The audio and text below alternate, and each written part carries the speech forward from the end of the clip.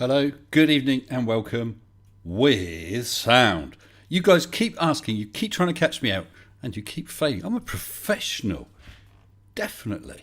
I think that's what my wife called me. I'm not entirely sure now. Few hellos, colon as ever. Good evening to you, sir. I'm just dipping in wherever I am. Brainless Steel NL, NDH Arctic Haze. Good evening to you. Slim Living Cyborg. Wow.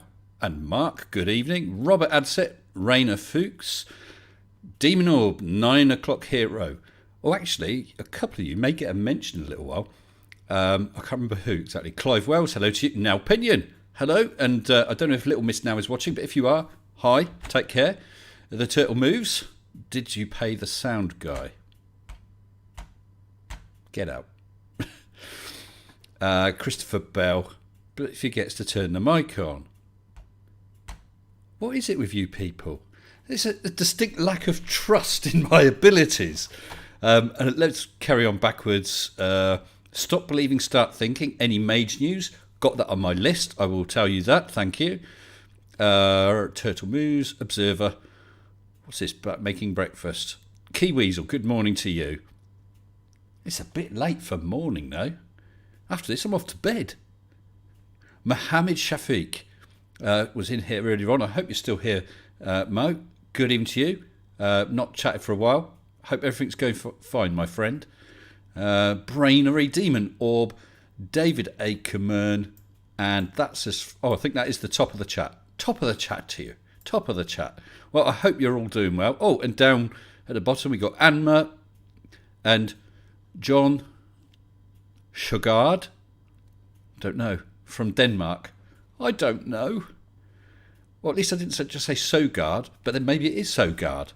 I try my best. And Pale Bob UK. Tusk.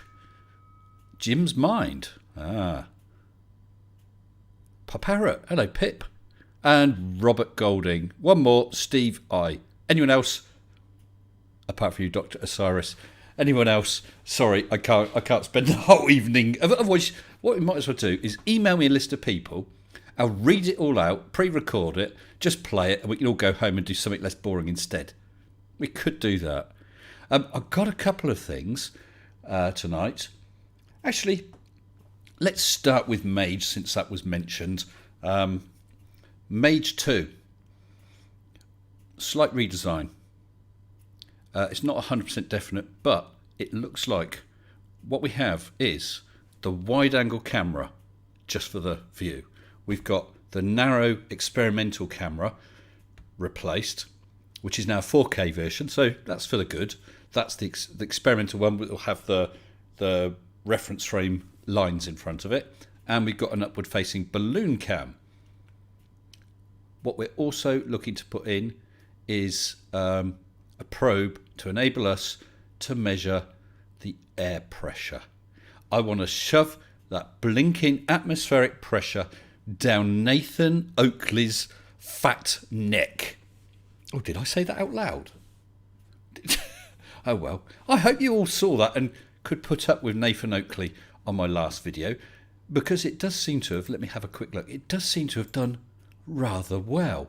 What we got, it's been going, well, in fact, 24 hours, almost exactly, 5.4k views. Take that and shove it, Mr. Oakley. I did enjoy that, and big thanks, because it has been commented on, big thanks to Colon for the South Park clip. I got it via Colon. I'm not sure who did the original voicing, perhaps, maybe it's secret. I do have an idea, but I won't say in case I get it wrong. Yeah, so that was fun and games. Sorry, I'm losing track of windows because I have an awful lot open for something else I'll be doing in a minute. Yes, so air pressure. Because we already would have a demonstration being the actual weather balloon itself expanding. But now we're actually looking to have telemetry.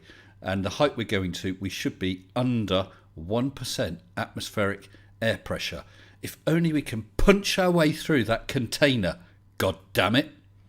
We shall see. I will keep you guys updated. As of now, we are still looking, and it's not far off, we're still looking for a launch window of 24th to 26th this month. We're talking a week today, the day after, or the day after that. That's what we're talking about. It's still not 100% definite. And then, of course, it's going to depend on the weather and if my alarm works. But aside from that, that is the current plan. And since we're hoping for a full flight, which will be more like 2.5 to 3 hours in total, as opposed to the hour 15, was it? The videos will take that much longer to process and render and so on. And with more telemetry, like the air pressure as well as the altitude, longer still. So I won't be able to give an exact time for how many days after the flight that the video comes out, but I'll do it as soon as I darn well can, I tell you, because I am itching to see that. I know that I've had so much support from all you guys, and I know you're keen to see it, and I'm keen, once again, to show it to those flat earthers and for people to link to it left, right and centre. Every time they say, excuse me, what about atmospheric pressure without you show them the video? That will shut them up. That's the plan. Oh, Chris Durham Music Channel.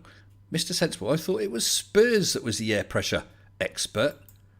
How very topical, Chris Durham Music Channel, because in other news, tomorrow night, 10 p.m. BST, that's 2200 military, for those who think like that. 2200 tomorrow, I am on Fight the Flat Earth having a debate with Spurs about air pressure. So I'm looking forward to that. It's going to be a little interesting because it was organised very, very quickly. Because what happened is I was having the discussions and arguments on Nathan Oakley's side chat. I never go on his stream. People said don't go on his stream. I haven't. So I was having discussions and arguments, and they were saying, "Oh, you should come on. You should come on." And I said, "Well, look, I'm welcome. I welcome anyone to come on my channel. You can see how I've treated flat earthers before, fairly and with respect, when we're having a one-on-one debate, or we can go somewhere neutral." And I kept being challenged, so I kept saying to people, "Look, here's my Discord. Here's my email address. Contact me. We can hook up." One person did. So credit to him, and that's Spurs Chemo. And I replied to him and said, yep, I'm up for it. Let's sort something. And then I got a message from Fight the Flat Earth. He says, Spurs says you're looking to have a debate. How about Friday? Okay. So nothing like time for preparation. And that was nothing like time to get prepped for it, because I only had yesterday evening and not that much of it as was. But it's going to be fun. And hey, if he leaps to something that I know absolutely nothing about, I'm going to have to say, sorry, I don't know about that. I'm open and honest enough to say that. It doesn't mean that I'm wrong or that we haven't got the evidence. It just means it's not an area that I know anything about. Adam L's keen to see my fully processed flight report. Doesn't matter how long it takes. Simple. Thank you, Adam. Yeah, it's going to be cracking. And I did see, I don't want to let them go by. Let me just refresh this. A couple of super chats. Come on. Dr. Cyrus sent a smiley face with dollar signs in the eyes. 99p. Thank you, Doctor. And Cygnus TSP sent $5. Thank you, Cygnus, saying, Mage 2 would be great.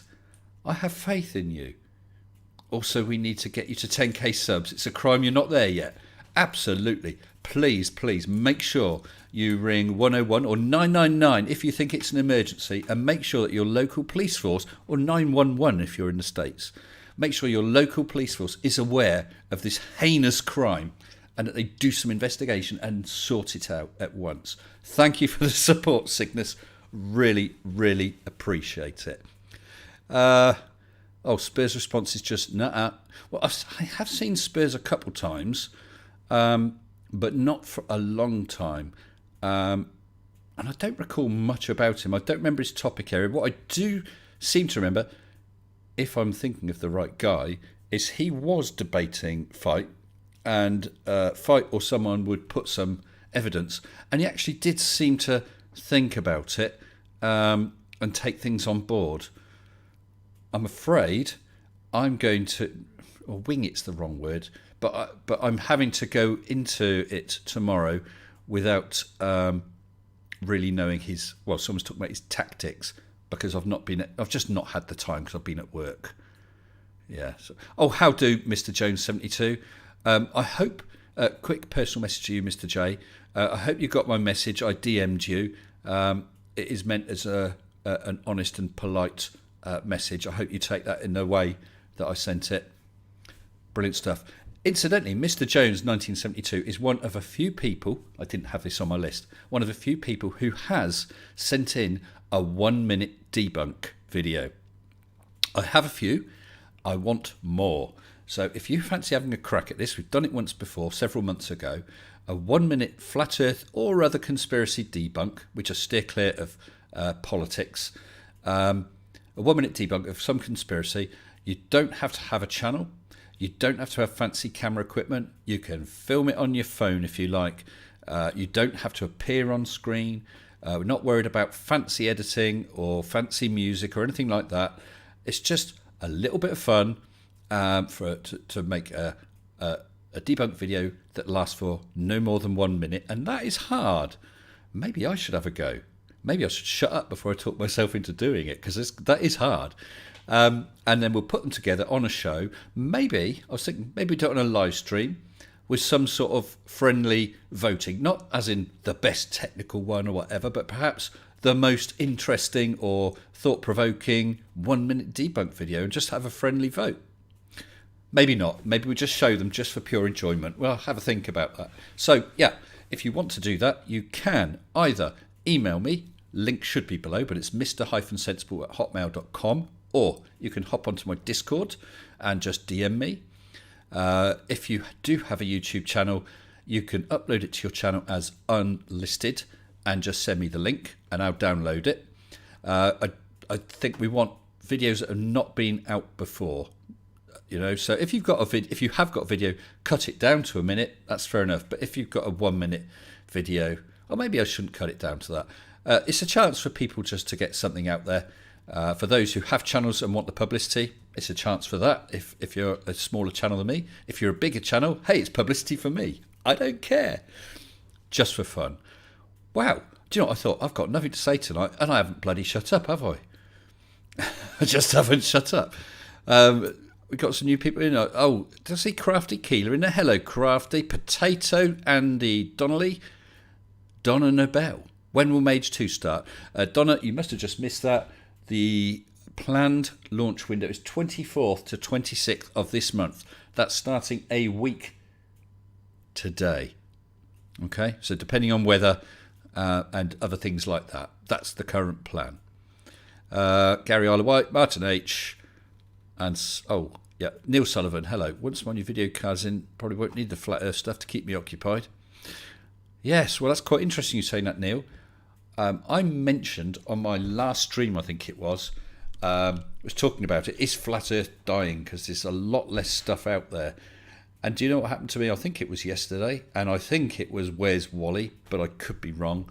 Another creator, anyway, contacted me and said, basically, what's happening to all this flat earth stuff? They seem to be dying. There's hardly any material out there.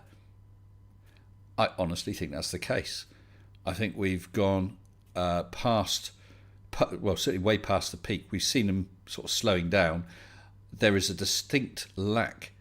Is it a dearth or a dearth? A dearth of output from flat earthers. That's why when I saw Oakley was on and I'd just gone in just to see what he was rabbiting about, I heard Sleeping Warrior, and so I posted in the chat, hey Sleepy, put out some more flat earth crap because I need some more stuff to debunk. And that's how it all started. Right, so I better tick off a couple of things. So that's Mage. So do watch out for the Fight the Flat Earth debate tomorrow. That'll be interesting. It's 10 p.m. UK time. That's BST GMT plus 1, I think it is. Oh, and I've just said about Where's Wally and Flat Earth dying. Right, I had an accident tonight. I thought before I'm going to come on here, I'm going to make sure this dome is nice and clear. So I got my, let's show you, skull shaver. Zzz. And because I hadn't tackled my hair for a few days. There was more of it than usual. That thing, that thing, you can't use it long. Excuse me. You can't use it long before you have to empty it. So I was emptying it, do a bit, empty it, and then I went too far and it locked solid and died. It had 50% power and it went straight to 0. And I thought, oh dear, I've broken it. And then I looked at my head and realised one side was shaved, the other side was pretty much all there, but with some bare patches. What the hell am I going to do? So fortunately, I found I still had my wet razor. So I've sliced my head all over. I've got cuts all over my head. Mrs. S had to help me because I was missing bits. When I looked in the mirror, there was blood running down. Oh dear. So had to deal with that. So that was interesting. But it seems as though... I don't know if you can see that. Yeah, it's charging up now. So I'm hoping I haven't busted it. Otherwise, I did speak to Mrs. S and I said, well, the other plan is I shall grow my hair long. It's a plan. It may be one I killed it, Keeler, definitely. It may not be a plan that is easy to bring to fruition, but let us not be downhearted siblings. One total disaster is just the beginning. Definitely. Right, I haven't even looked. I have looked now. Okay, I'll leave that as is. I want to talk as well about, I was going to say a creator, a certain creator, but we got creators the quality of Sleeping Warrior, who can produce a video, who can talk. Okay, he's talking rubbish, but he can talk and make his point. So we've got creators like him. We've got creators who can't edit silences out at all, who've got mics that buzz like crazy and so on. People who pump out some real rubbish. However, I'd still regard them as creators. But there's someone I really hesitate to use the word creator that I tackled recently, and he's a bit wound up. Expat Taffy. Expat Taffy. This, let me see if I've got this right. This is just for you. He is a moonshot denier, and he's posting all sorts of rubbish videos which get seen by 7 or 8 people. I couldn't believe it's 7 or 8 people, so good on you, Taffy. And I did a debunk. You can see it in my back catalogue. It's only about 4 or 5 videos ago about the Apollo 9 mission. He was saying that the photos were fake and that here was Apollo 9 orbiting the moon. And he's so stupid, he couldn't even see that the photo of Apollo 9 had the Earth behind it with blue skies, blue seas and white clouds. That's the level of dumb we were dealing with. But I took it at face value, did a straightforward debunk. He was also commenting on the lunar landing probes, the little probes that stick out the bottom of the feet, so that when the LEM lands, it would signal that it touched down so they could cut the motor. And he was pointing out there were only 3, but there were 4 in the photo. Yes, as I said in that debunk, there were 4 in that photo because on Apollo 9, there were 4. They removed the one on the landing leg, on the ladder leg afterwards, because they realised when the astronauts climbed down, there would be this probe stuck up at some strange angle, which would be a risk to their suits. And hey, they had 3 others. Anyway, I did that video. He didn't like it. He's been posting like crazy on my channel, and he kept saying he is going to do a response. Well, he finally did, if you can call it that. I did try and have a look at it, but it's such a pile of dingo's kidneys, you can't even really address it. It's 25 minutes long with hardly anything in it apart from him doing his every 30 seconds. And his nemesis, who may or may not be watching this, because I have seen him stick a comment in one of my videos, is a guy or a lady, I don't know, a channel anyway called Phase 52012, something like that. My apologies if I didn't get that exactly right. And Taffy's always aiming videos at him and some female creator, I think called Jane or something, I'm not sure. But Faye's actually posted, or Taffy's done a response to you, but it's all his old stuff just cut together, and it is. I've seen some of this stuff. But I just thought I'd show you, because this is for Taffy. I have dropped a link to say that I was doing this tonight. So, my ex-Taffy Pat friend, this is for you. So, this is his debunk video. Now, obviously, at 25 minutes long, I'm not going to show it. Hell, I'm not even really going to show an excerpt. I'm just going to show you a couple little bits to show the quality, the absolute quality of his argument. Bearing in mind, I debunked him about the Apollo 9 LEM. I only dipped into two aspects of it myself, although I've seen a third I've got to show you.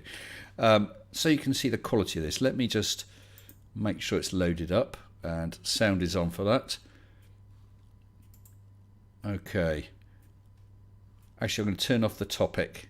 Oh no, I'll leave it. Expat Taffy live butt kicking. So I'm just going to show you a couple of little bits. I'll respond to that in good time, because the amount of evidence to prove that he is an idiot and all them LEMs are fake, the video will be too long. Although you haven't actually showed us any real evidence, you didn't address anything I said, Taffy, but do carry on. Wait for this. This is a corker. Let me give you a little example here now. This is a photo that this moron thinks was taken in space. Here you are, Mr. Sensible. Take a look at this photo, supposed to be a LEM in space, as NASA tells you, and you'll believe anything you're told, won't you? Well, I am more likely to believe NASA than I am to believe a prat like you, Taffy. But do carry on. Oh, beg your pardon, just in case anyone's not aware, this video is entitled Mr. Nonsense. Oh, he's so clever, isn't he? Mr. Nonsense versus the brilliant Expat Taffy, Volume 1, Mr. Nonsense and his Pareidolia.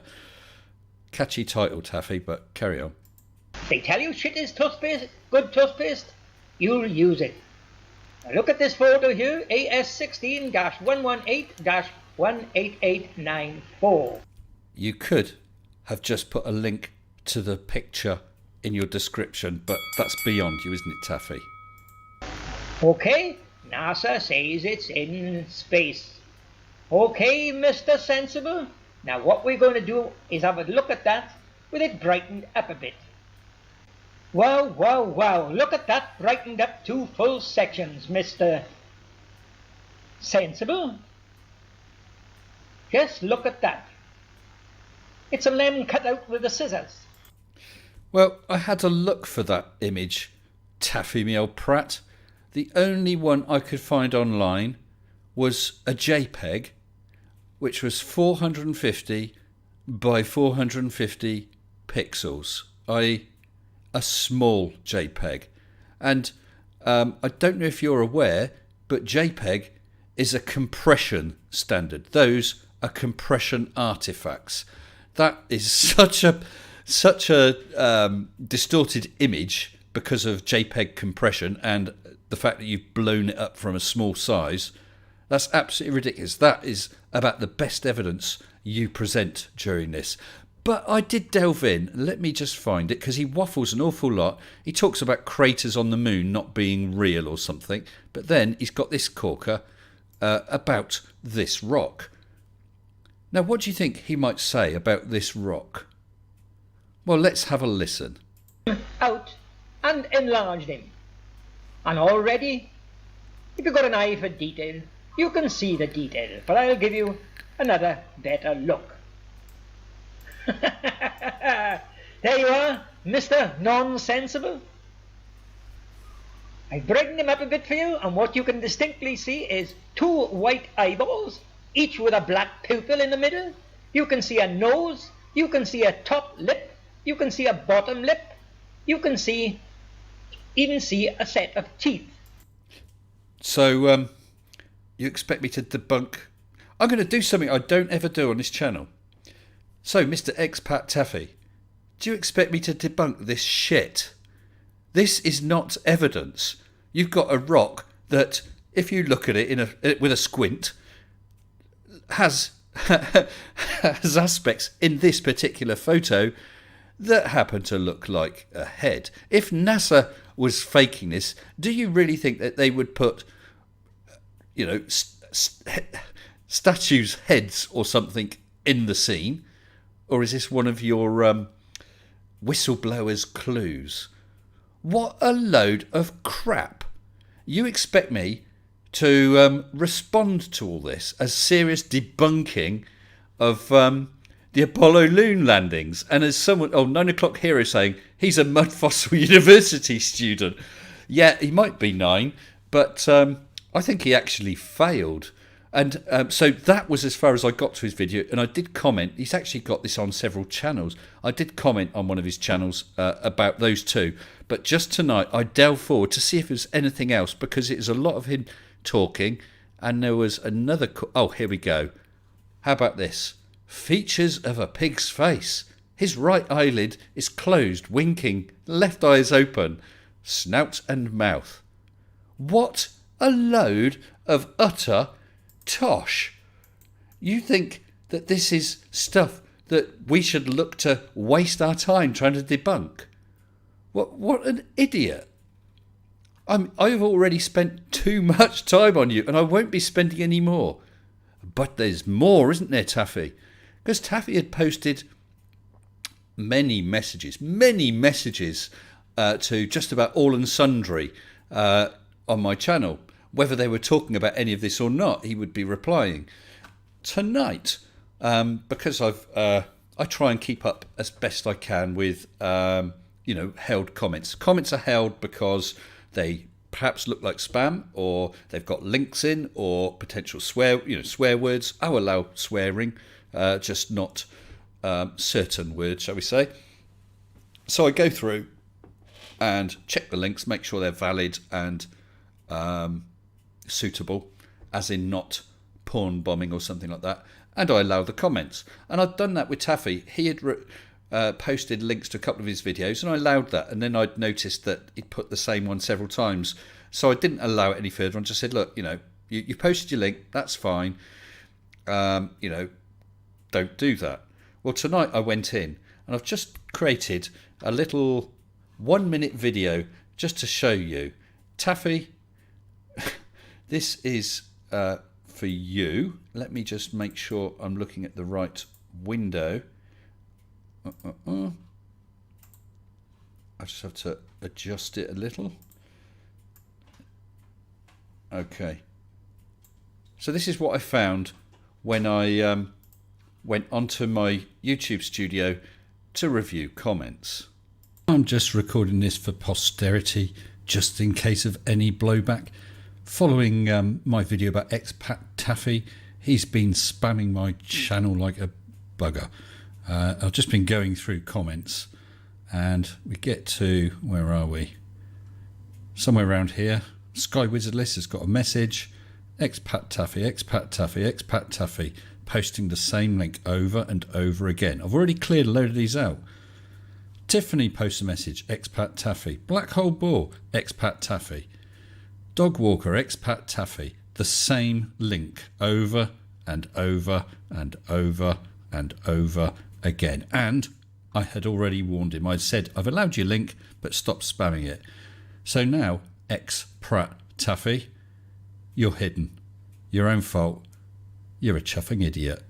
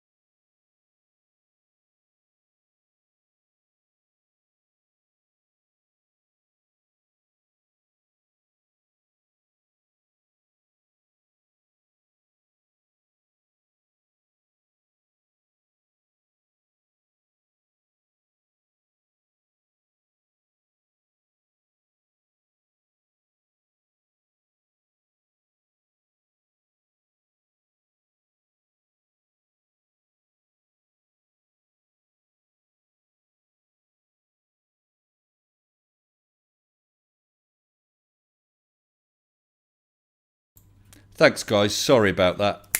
Damn! Right, let me go back a bit. I was just saying.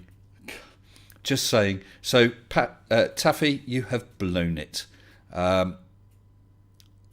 This is live debunking of yourself, and right now there are 127 people watching. There will eventually be 1,100 will have seen live streams normally. I read that, Mighty One. So do feel free, Taffy, to do a response video to this if you wish, and get your gang of, 10 people, 20 subscribers, I don't know what it is, something like that. Get them together and do feel free to cuss about me, because I shan't be bothering to watch. You know, I was saying when my mic so rudely interrupted me, I allow people to post links. I allow people to argue their case. I allow people to, be quite honestly, post some right rubbish. But spamming my channel, that's just abusing it. You were warned twice, so you screwed it, mate. And as for the topic, I shall change that now, Taffy, because you're so unimportant. I shall change it to something much more worthy of our time. I know. So instead of expat Taffy live butt kicking, what we have instead is don't trust emus. That's much more worthy of being spoken about by whoever the hell that was that just bugged me for a few minutes, who I shan't bother naming, who is now blocked from my channel for idiotic spamming. Oh well. So, apart from the microphone hiccup, sorry guys. Where are we? Yes. Sound. Yeah, sorry about that. Oh, Pit will let me off this time. Yeah, so I didn't get a chance to see. Oh gosh, how long was I going without sound? Oh no! Oh my goodness! I'm doing a cat. Silent. Sound.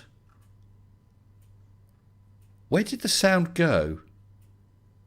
I presume you saw the video with all the comments, didn't you? Please tell me you saw the video and that played with the sound. Someone confirm that.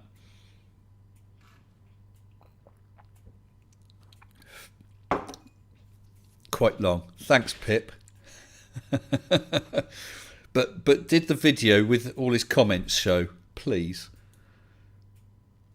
Look, forget emus for a minute. What's wrong with emus? Well, Pip, emus, I did... It was after the video. Okay, yeah, so I didn't switch it on after the video. Okay, thank you, guys. Yeah, emus. What have you not noticed? Emus have feathers. Emus have wings and a beak. But emus don't fly. Why? They are hiding something. Never mind these toucans with their prosthetic, ridiculous beaks that are 7 foot long. It's emus you have to watch out for, because not only are they suspicious animals, they're big.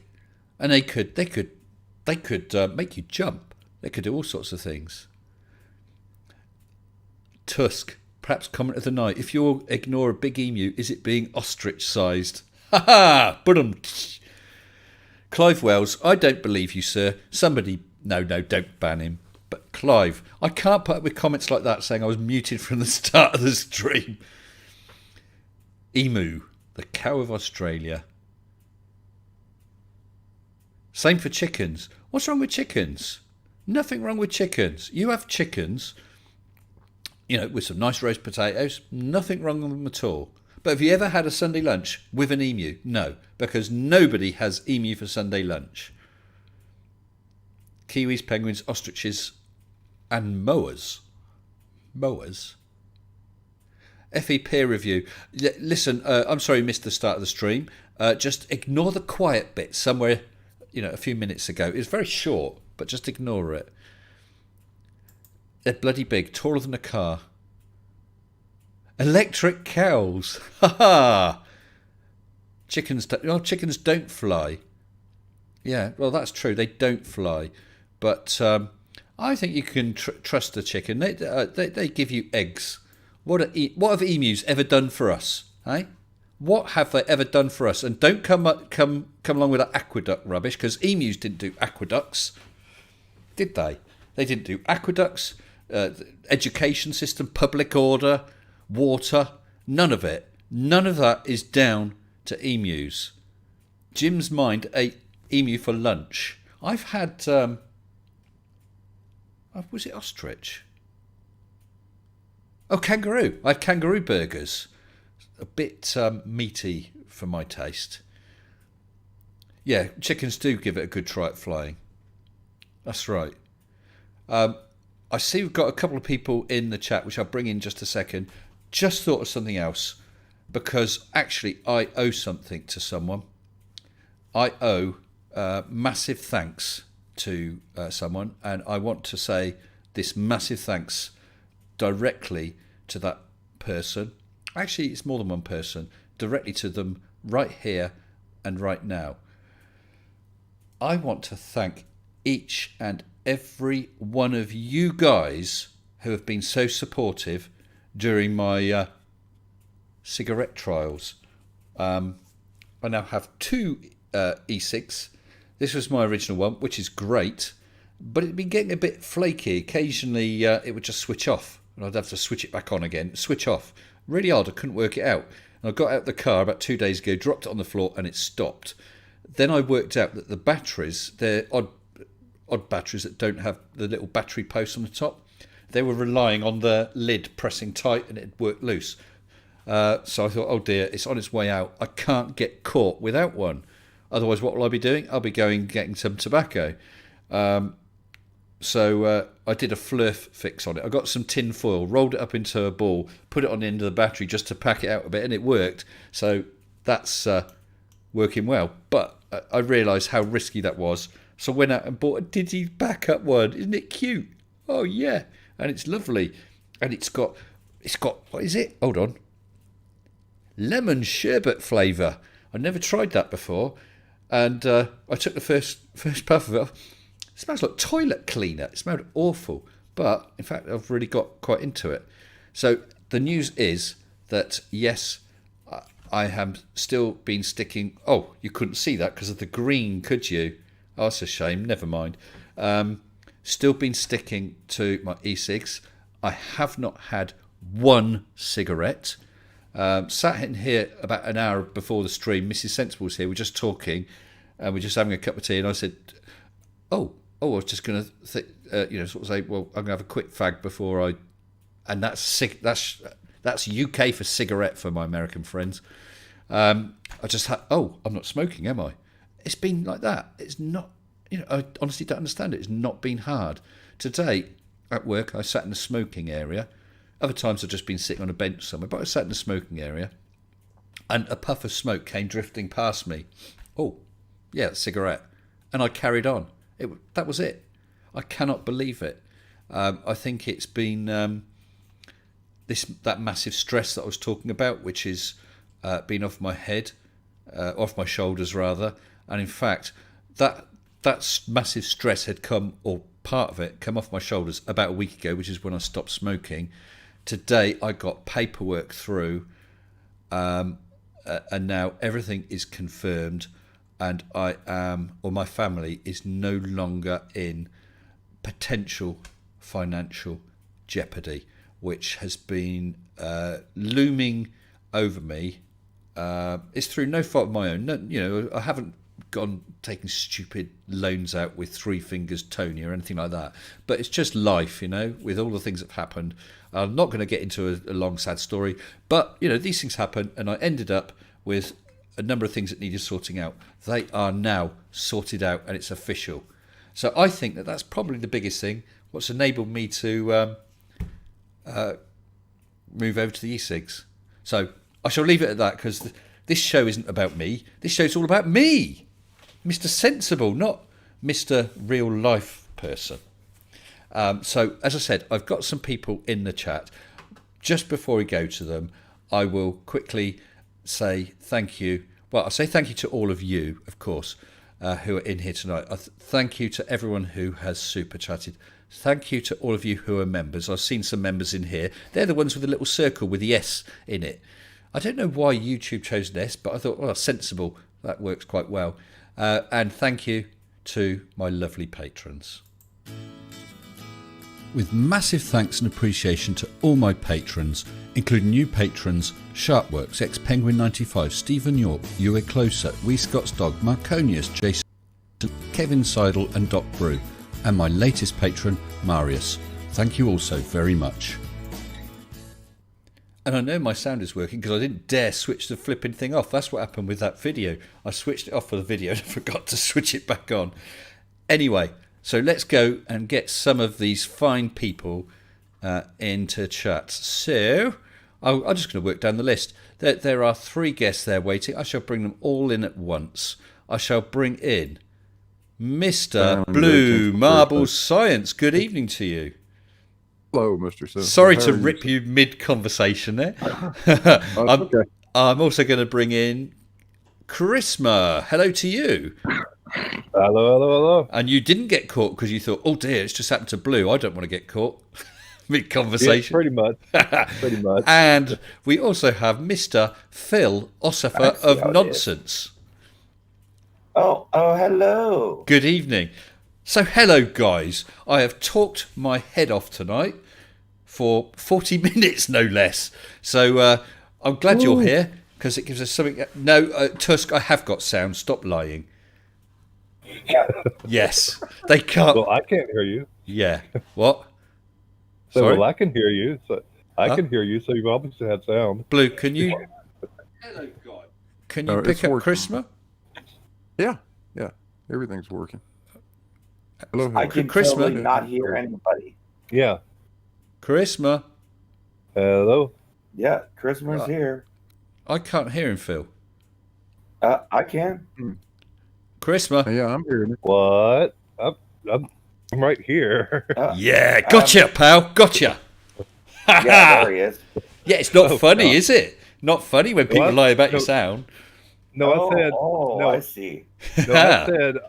No, I said I can hear you perfectly fine. Yeah. Yeah, and I could hear you. It's all fine. Someone said... Oh, you were talking with Tusk. Okay. I was joshing with you, yeah. I see that Microraptor says, I could hear Blue Marble's lovely voice. Sounds like you got a fan there, Blue. Yeah, it seems to be. Good. We gotta get Blue to do something like read the telephone book, like for people to go to sleep, and people would pay for that. Yeah, people would pay for that. They'd give you super chats. I've been told my videos put all kinds of people to sleep. Yeah, but what you actually want is for them to wake some people up. Yeah, that's it seems to be having the opposite reaction of what I had wanted. But Never mind. Well, listen, you're here now, Blue. I did see briefly you made a post with an update on your experiment. Would you like to share where you are now with everyone? Yeah, I'll be glad to. I haven't really done anything this week. I've been having a little bit of a medical issue with a rash on my hand, which I don't know if it's a result of that particular wood species I've It been could messing be, around couldn't with. it? It's 5G. Yeah. People don't think about that, but yeah, some woods can have quite nasty effects, especially if you're working with shaving them or sanding them. Yeah, Yeah. what makes me suspicious of it is it's only occurring in my left hand, which is where that's the hand that typically is holding the material.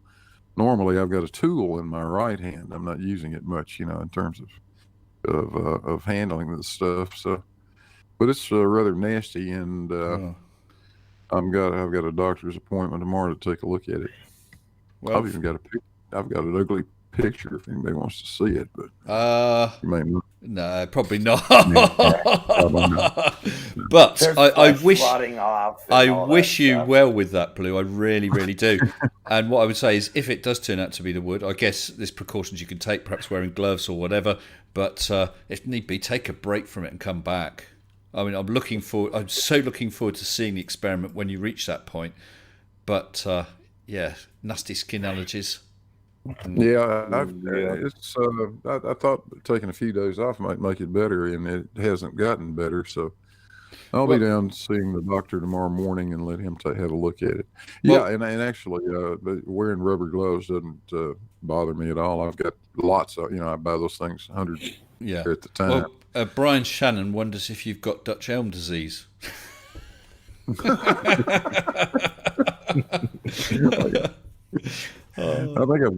think what I've got is southern yellow pine finger rot is what it is. Well, I honestly hope that you get that sorted soon, my friend. I really do. It'll be fine. Goody good. And what about you, Chrisman? What have you been up to lately? Nothing much. Just working for NASAPlex at Area 69, where last week my microphone didn't want to work, and yeah, I just Sorry, you what? my microphone did not just didn't want to work last I'm week. not sure it's working too well right now. Oh God! I'm sorry, This is what Chris. working sounds like. Oh dear, maybe I should just mute him and let. Oh, don't worry, Chris. But I won't do that, pal. Sorry, is it still okay. messing up? Is it still messing up? No, it's not Because- messing up at all. It's been absolutely fine. I'm joshing with you. So you Don't did have worry about that. issues with your mic, though. You were saying. Yeah, it turns out there's an on and off switch on my actual headphones that I wear. Okay, Yeah, I forgot to cut it on. I'm going to share a story with you. When I first started living alone, I first started living alone, and I'd been living there for I don't know some time, and my mum come over one time for a visit, and she made some comment. Oh, well, you need to do some hoovering here. I said, well, yeah, but this hoover's broken. It's just not working anymore. It turned out that I didn't realise you had to empty the damn thing. Well, I did, but I didn't realise that was the problem. It's absolutely jam solid. I was going to buy a new one. Wow. Yeah, that sounds about right. Yeah, never mind. That sounds about right. No, that sounds like something I would do, honestly. Like the microphone Yeah. not working last week. Hey, I these was things freaking happen. out. I was freaking out for like 3 solid hours trying to fix the microphone because I did not notice like I said, I didn't even notice the button there. I didn't even notice it. Yeah, And I even went out and bought a new set of headphones, earbuds rather, and they're only $5, but still. yeah, but I live in a small town that has hardly anything, so I had to go to the Dollar General to buy them.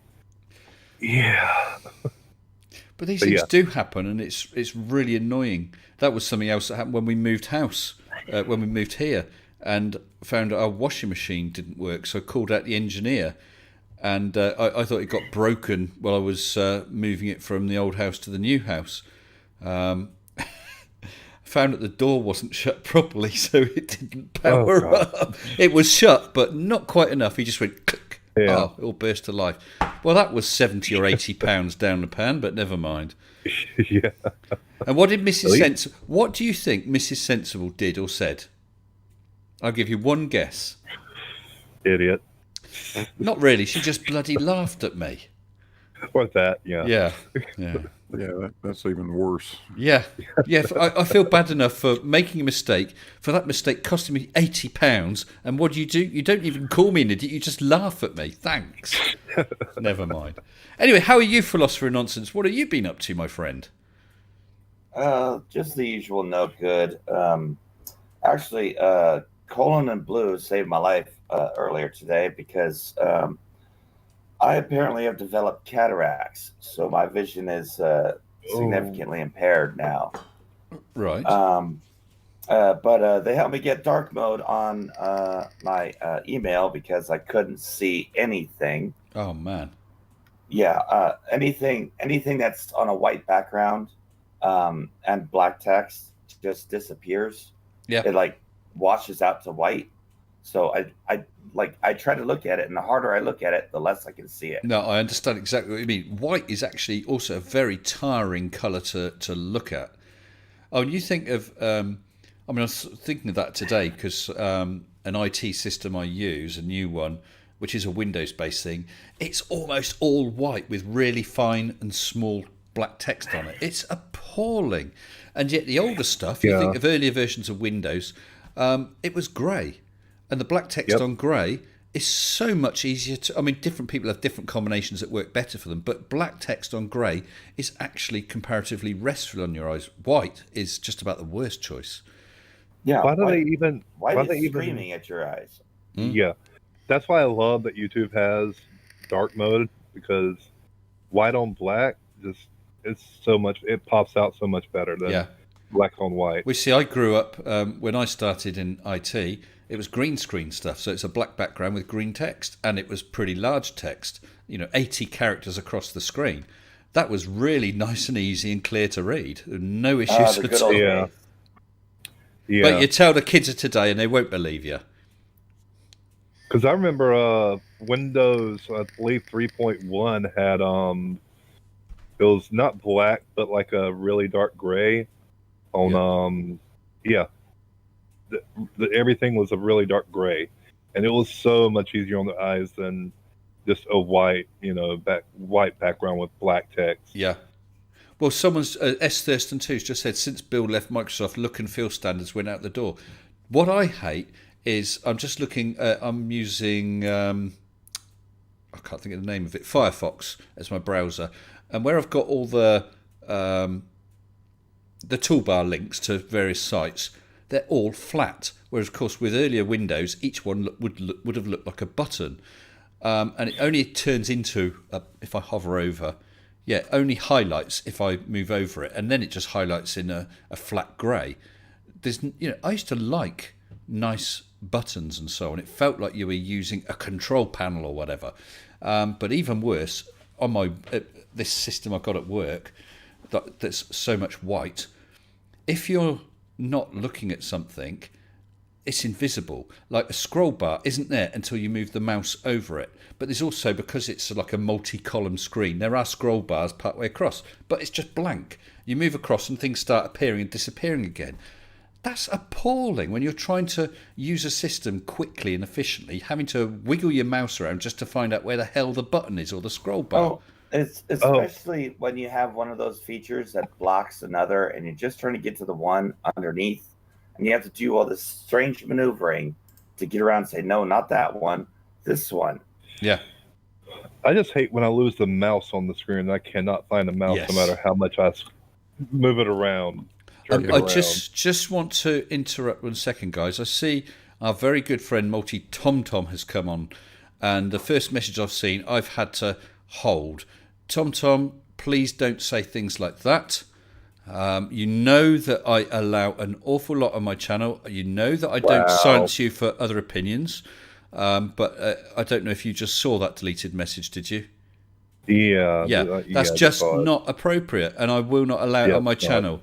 Okay? You carry on like that, you will get yourself booted off. I don't want that. I want you to be able to come on here, have some fun. We'll have a laugh at you. You'll moan at us. That's fine.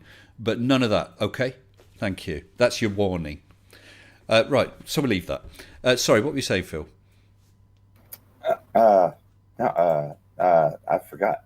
losing the mouse, losing the pointer, losing the pointer, It gets progressively worse when you're running OBS on one screen, and you see the pointer moving around, only you can't get it to because it's over on the other damn screen. Well, there's a couple of fixes for that.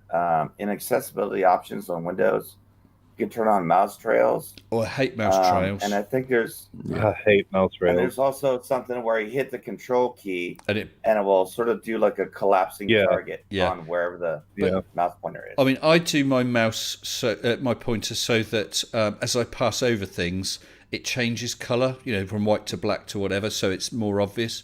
And you can also make it slightly larger. I can't get on with mouse trails. Mouse trails really, I thought, were geared more to laptops, because their updating was, screen visual updating, certainly with earlier laptops, was appalling. If you moved it, it would literally disappear here and reappear there, but the trails would literally leave you a trail, so you had a chance to see where it had gone. Yeah. Well, I've often used that as sort of a quick litmus test to see if the CPU is being dragged down. So, if I drag the mouse and the trails just freeze there, I'm like, okay, the computer's really busy right now. Yeah. Yeah. Oh, sorry. So anyway, speaking of flat earthers, Yes. Are there any left? oh, there's a few. They're stubborn. Okay, yeah. So speaking of flat earthers, go on. Well, besides the whole, you remember the elevation thing, right? Which You elevation know, it's like, thing? oh, it's 10 feet above the water in France and it's 10 feet above the water in Australia, so therefore the Earth is flat. Oh, yes, yes. Yeah. You know, that's Well, it's the like same the elevation. comeback. It hasn't gone uphill or downhill, has it? Well, yeah, funny that. And, you know, and then we've also got the continuance of the gas pressure without a container, which is always a straw man. That persists for some reason. And really, if anyone's going to try to debunk that, that's the first thing you should say, is that we're not talking about gas pressure. We're talking about atmospheric pressure. Well, Gas pressure is the no straw doubt man that will they come use. up. That will come up on my debate with Spurs Chemo on Fight the Flat Earth tomorrow night. Oh, Spurs Oh, Chemo. he's the fun one. I've He's the fun one. already tried to explain to him the difference between atmospheric pressure and gas pressure, but he will not listen. He will keep on repeating the same question over and over again. Like what? Explain, because like I said, I've not seen Spurs Chemo for a long, long time. Like, for instance, the last time I debated, well, I'm calling it the debate, but it was really just me shouting down to him because you can't talk to him. He keeps on interrupting. Mm. But last time he would say, "Well, you would expect to see, loss of atmosphere if we had atmospheric pressure and not gas pressure." I'm like, "Yeah, we do see a loss of atmosphere, about 90 tons 90 per tons day." a day, yeah, absolutely. I ended up saying that so many times that people in the chat would interrupt me to say 90 tons per day, Spurs, 90 tons per day. Don't make him say it again. Yeah, No, yeah. I even nailed him on because he said the Gleason map was basically his truth, and I questioned him to see if he actually knew what azimuthal equidistant actually did the same meant. thing. And well, FTFE was there, and he started drilling him on that too, and he didn't know what it means. Yeah, I tried explaining it to him too, but yeah, it's a lot of stuff he doesn't understand, dude. Yeah, well, it's going to be interesting. Like I said, I've not seen him for a very long time. I can't really remember much about it. I didn't. It just hangs in my mind that he wasn't an obnoxious toe rag like Oakley. So I'm looking forward to it. I'm not quite sure what he is going to bring. It's going to be sort of a fairly standard format: 10 minutes each, 10 minutes to debunk the other person, then open discussion. So it might be quite interesting. We'll see where it goes. And at least, as I said, if you happen to be watching this, Spurs, at least you have the kahunas to actually contact me and say, yeah, let's have a chat and a debate. So good on you for that. Whereas all those others who were just mouthing off, they were pussy. They didn't contact me at all. And like multi-tom-tom. Right. The last I heard out of Spurs, he blames the whole thing on temperature, and says silly things about metal freezing when it. Oh my God, when in the cold upper atmosphere, that has something to do with it somehow or the other. But well, the whole problem to is, Yeah, he actually. the whole problem is they start with the false assertion that a container is required for gas pressure, which it is not. No. There is no requirement for that. But they make that claim, and then they use that to claim that the Earth has to have a container. well, that's So you're fine, using- Blue. Well, That's fine. you're Show us the container. You're using a container to prove a container. Yeah, no, I Well, absolutely understand. the the Earth does have a container. It's called gravity. Well, yeah. But if you took it as a flat Earth with an ice wall, and I'm assuming they're not saying the ice wall is of a height to actually contain the atmosphere. So we know there's a gradient. They admit there's a gradient. It's hard to deny there's a gradient. So they're saying it requires a container. So where the hell is it? Exactly. Well, see, also, I don't know if you know this, but can you keep it a gradient inside a container? Can. You can. Yeah. Oh, yeah. In fact, Okay. any container here in this gravitational field that we exist in Yeah. has a pressure gradient in it. Yeah, Yeah, it's just so minuscule. I mean, The thing is, when you're only talking about a container that's 3 or 4 feet in diameter, or 20 or 30 feet in diameter, the pressure gradient is so small compared to the pressure that you're talking about in a sealed system that you never notice it. But there Yeah. is a gradient pressure. It has to be. It cannot. Yeah, I figured that. I've just I got figured that much. couple of things. There was a super chat from General E. Shady for $2 Australian saying, I'm late as always, bugger. Hi, Mr. S and all. Good evening to you, General. But also, I've got, I don't know if a mod has hidden someone's message by accident. S. Thurston 2 made a post, and I actually can't see anything wrong with it, unless I'm missing something. But I don't know how to unhide it. The Earth is the container made so by the action of gravity, like carbon dioxide held in a lidless tank.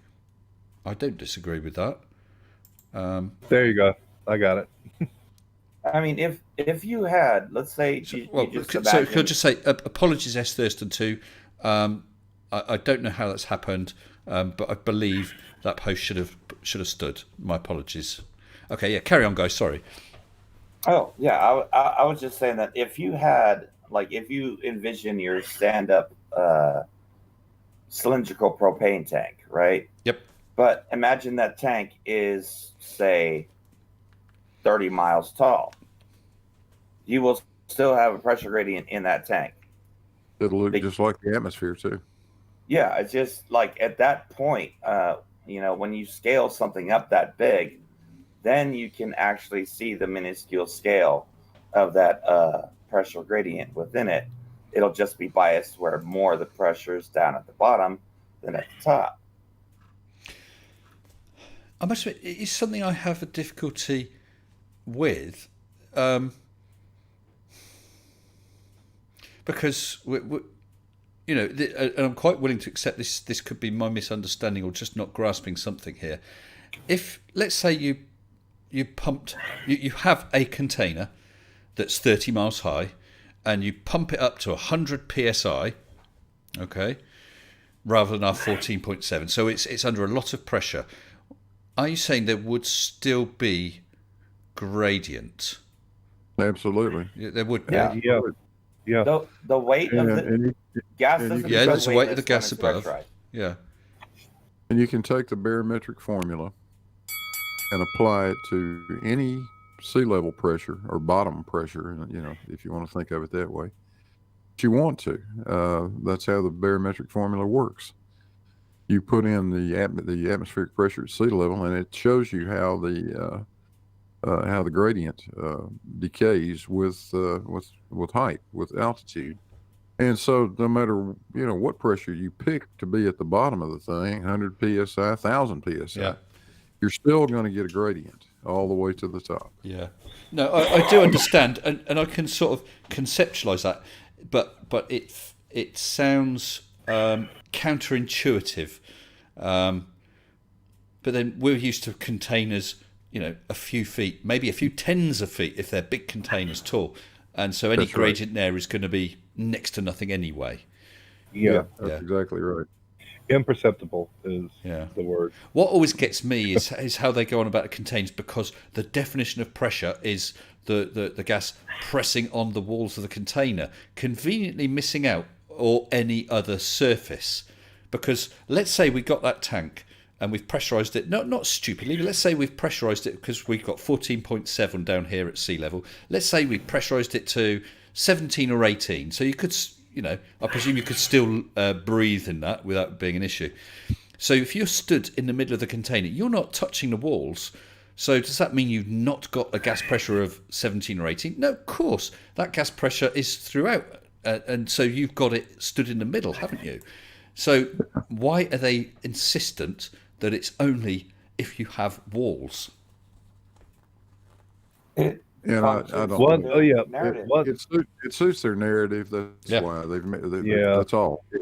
They've Yeah. thought they think they've come up with a clever way to insist that it has to be in a container, just because we talk about that, because the gas laws don't really make a lot of sense if you don't have a defined volume, or at least a volume that you can vary and say, okay, it was 10 cubic feet, now I'm going to reduce it to 5 cubic feet or something like that.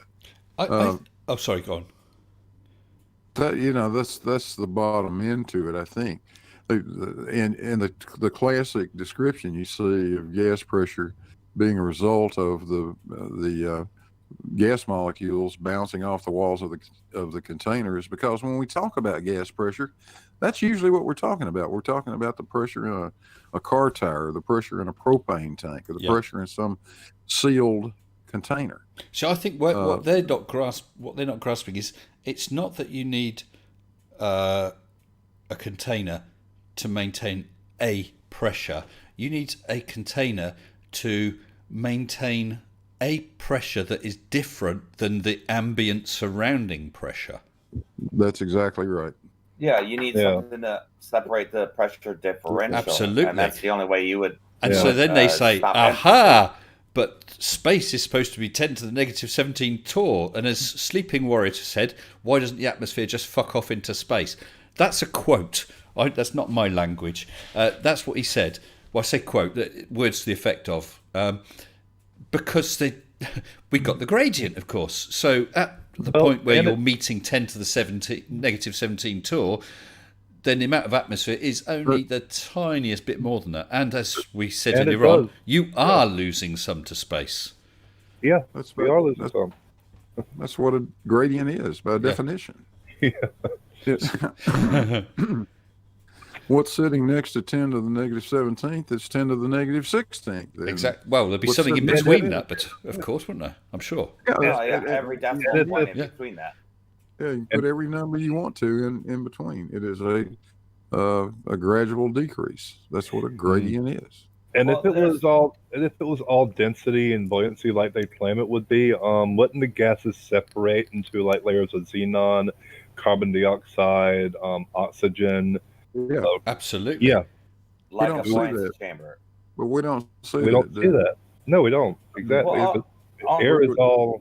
You would expect, if that was true, that we'd be swimming in a sea of carbon dioxide. That's the heaviest. Well, actually, Mr. Otto Pants.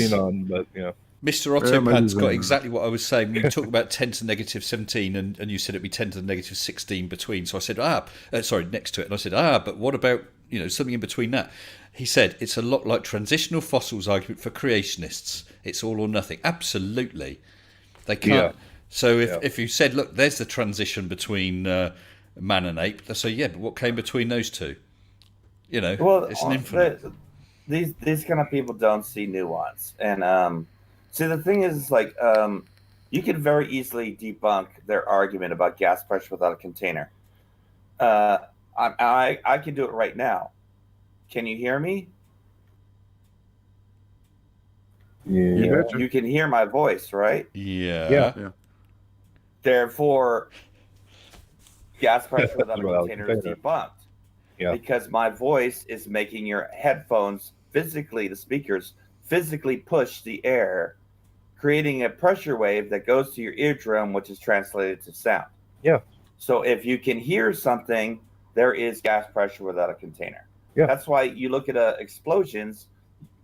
I mean, I don't want to. Well, no, absolutely right. That big explosion in wherever it was. What was Beirut. that? Yeah. If you see, there's a massive white, sphere appears, and that's the air pressure. Wave. Yeah, and then once that's gone past, you see the mushroom cloud sort of start to develop. Yeah, and that pressure wave is literally the air being compressed so hard that the moisture coalesces for a brief moment and then disperses as it travels. Yeah, there's something I like to say now that that Musser had pointed out originally. Only I like to expand on that, about it not being a force and be thought of as one. Yep. Gravity is not a container, but it can be thought of as one. I mean, this is true. honestly, that's just, I mean, that's as real as it gets right there. But it was really, really, really visible on that explosion. You could see it.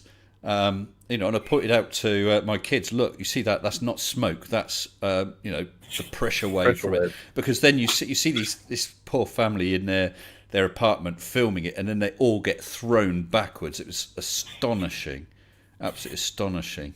Or if you saw the guy that was on the ship, he saw the explosion, and he was like, "Oh, that looks big," and then all of a sudden you see this pressure wave rushing right at him, and he's literally knocked off his feet.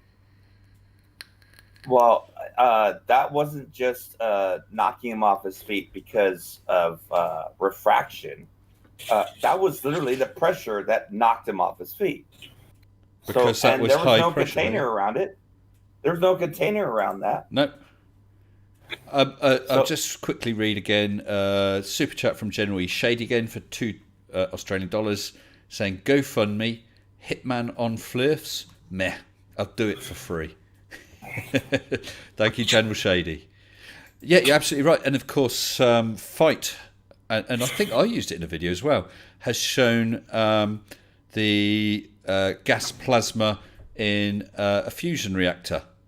Yep. As a torus, a magnetic container surrounded by vacuum, no less. And there's a much greater difference between that plasma gas pressure and the surrounding vacuum than there is the edge of space and the very, very edge of the atmosphere.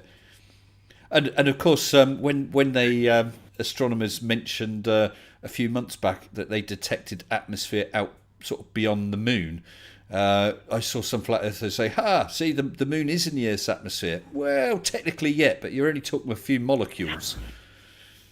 Well, because it's still a gradient going down.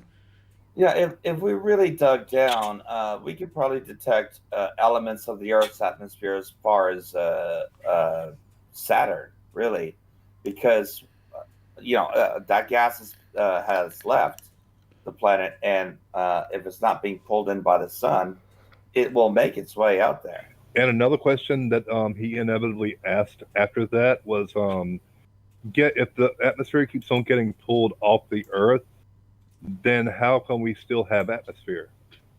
To which I'll reply, alpha decay radiation. The Earth itself emits this atmosphere that we're breathing in through alpha decay radiation. That's one of the processes. It does, but also take into account the fact that at the rate we lose atmosphere, even if it's 90 tons a day, you need about 4 billion years to get rid of all the atmosphere that we have. Yeah, that too. Yeah. They have a hard time understanding how big the damn Earth is. Yeah. And how much But of course, gas planets do lose all their atmosphere because Mars perhaps did. they don't have enough gravity to hold on for it and slow down that loss as fast as we can. And yeah, not just gas, but also the reproduction of said atmosphere comes into account as well. If you don't have a magnetosphere, it's all going to get burned off due to the sun's radiation. At least that's my understanding. It does protect us, doesn't it? solar wind will sweep it away. Yeah, Solar wind, yeah. Yeah, it would literally blow it away, just like blowing steam off of a hot marble or something. Yeah. And I was reading on some comments someone had made with regard to the whole thing that had kicked off about Oakley's channel. They commented on my video yesterday, said, what about the gas giant planets, Saturn and Jupiter and so on? They don't seem to have containers. They don't believe in those, though. That's the thing with flat earthers. Most of them, at least, don't believe in other planets actually existing. They think they're just lights. Well, they can't believe in that. Because Colon, thank you very much for joining us. Appreciate all your help as ever. Have a good day at work tomorrow. Thanks, and drive safe. Cheers, man. Yeah, thanks again, Colon, for your help. Thanks again, Colon. See you, Colon. Sorry, guys. What was you just saying? We're talking now that about we got rid of the that gas, guy. the gas giants, weren't we?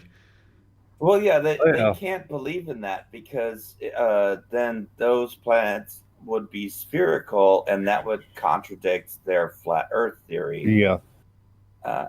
So they have to be lights in the sky, and that we're all being fooled by NASA and some great criminal global wide conspiracy that somehow is so perfect that everyone believes it, except they can sit there and broadcast on YouTube exposing it all, and nobody stops them. Of course, Yeah. though, all you need to do is get a powerful enough telescope, and you can see the clouds travelling around the gas giants, Jupiter. You can Anyway. see the moons. You Why can does see that- the moons going around it. Why Yes. does that when you have a Nikon 1000? It's just as good as any other telescope, isn't it?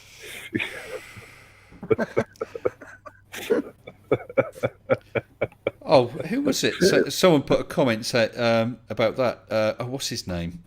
Oh, is it Gary Wybenga talking about the horizon and saying you wait until we had the P1 million, then you'll see. Oh God! No, it's still hidden behind the bloody curve. He just really doesn't get it. Yeah, I'd love to see that. The P1 million, and they still try to zoom in, and it's like, nope, still not happening. Out of Sorry. focus, blobby stars. Yeah. What I'd like to know, though, if they look at a star and come back with that film with that sort of wavering, watery-looking orb, what do they think the actual photographs, where you get pin-sharp images of stars? How could you focus CGI. it? Yeah, I was going to say, CGI. how could you focus? CGI. Yeah, but if they actually mucked around with their camera, it would change from the big blob to a sharp point. So somehow they've managed to focus and get more accurately something that isn't. Do you know what I'm saying? Well, yeah, Gee. but they Gee. would have Aye. they would have a limited ability because of the thermal disruption in the atmosphere. You see what I'm saying? Because that's why stars twinkle, is because of thermal disruption in the atmosphere. Stars don't twinkle. No, naturally. that's right. That's right. Those stars. I've got another super chat from the Snark for €2 saying, "What is the Flurfer dome made of? Any ideas?" I have Cheese. no idea. Cheese. Cheese. Someone says crystalline plasma. That's what someone said. I can't remember who it was. But we've also got another guest in the live waiting room. I've not seen them before, so hopefully you're watching the stream. I will bring you in. I'll give you 2 minutes that you're aware that you're going to be pulled in. Make sure you've got your microphone on, headphones on, and turn the sound to the stream off. Otherwise, it all feeds back. And I'll bring you in just a minute. I look forward to meeting someone new. Yay! This is where we find out it's actually Nathan Oakley and it's a sock count. Well, actually, that would be interesting, wouldn't it, if he'd come on here? That would be interesting. Oh, you'd never be brave enough. No, to of do course that. not. No, he doesn't have a mute button. No. He does not have the cojones to come out of his shell after he got the floor mopped with him by conspiracy cats. Oh yeah, That was good, that was wasn't it? legendary. That was legendary.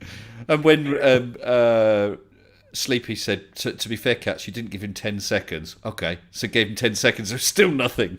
Yeah. Oh, dear. That was a cracker. Yeah, 'cause I think whenever Cats gave him like 10 seconds, he literally said nothing. And he And even after he said, said- you're not letting me get a word in edgeways. What? Yeah, after that, yeah, exactly. Then Cat spoke up. He's like, "Well, I gave you 10 seconds, and they like let me talk now." I'm like, No, I'm gonna interrupt you. What? I'm gonna interrupt you.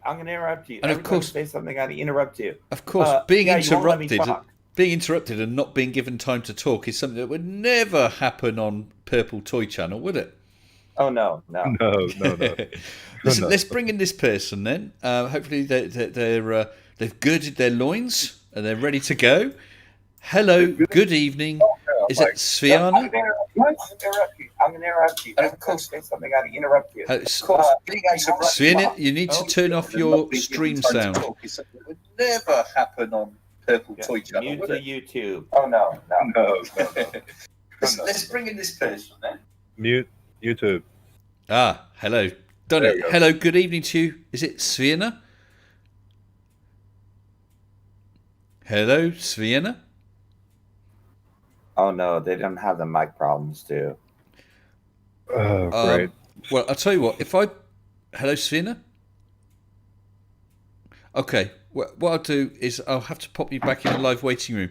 Phil, do you know what these mic problems are? Would you be willing to just pop back there, just have a little try, see if you can sort things out?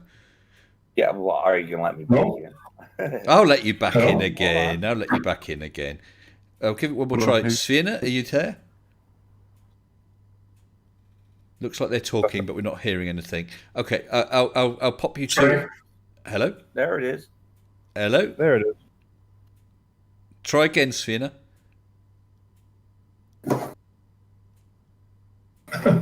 Hello? Almost. I think they're breaking up because of internet issues, maybe. Or Lag. Or what's that whole push to talk thing? Yeah, you have to turn push to talk on. I would recommend right shift as your key. Or right control. That's what I always use. Okay. That could work too. Phil, can I just pop you back in the live waiting room just for a couple of minutes, and I'll bring you back. See if we can get Svina working. Are you okay Sure. to do that?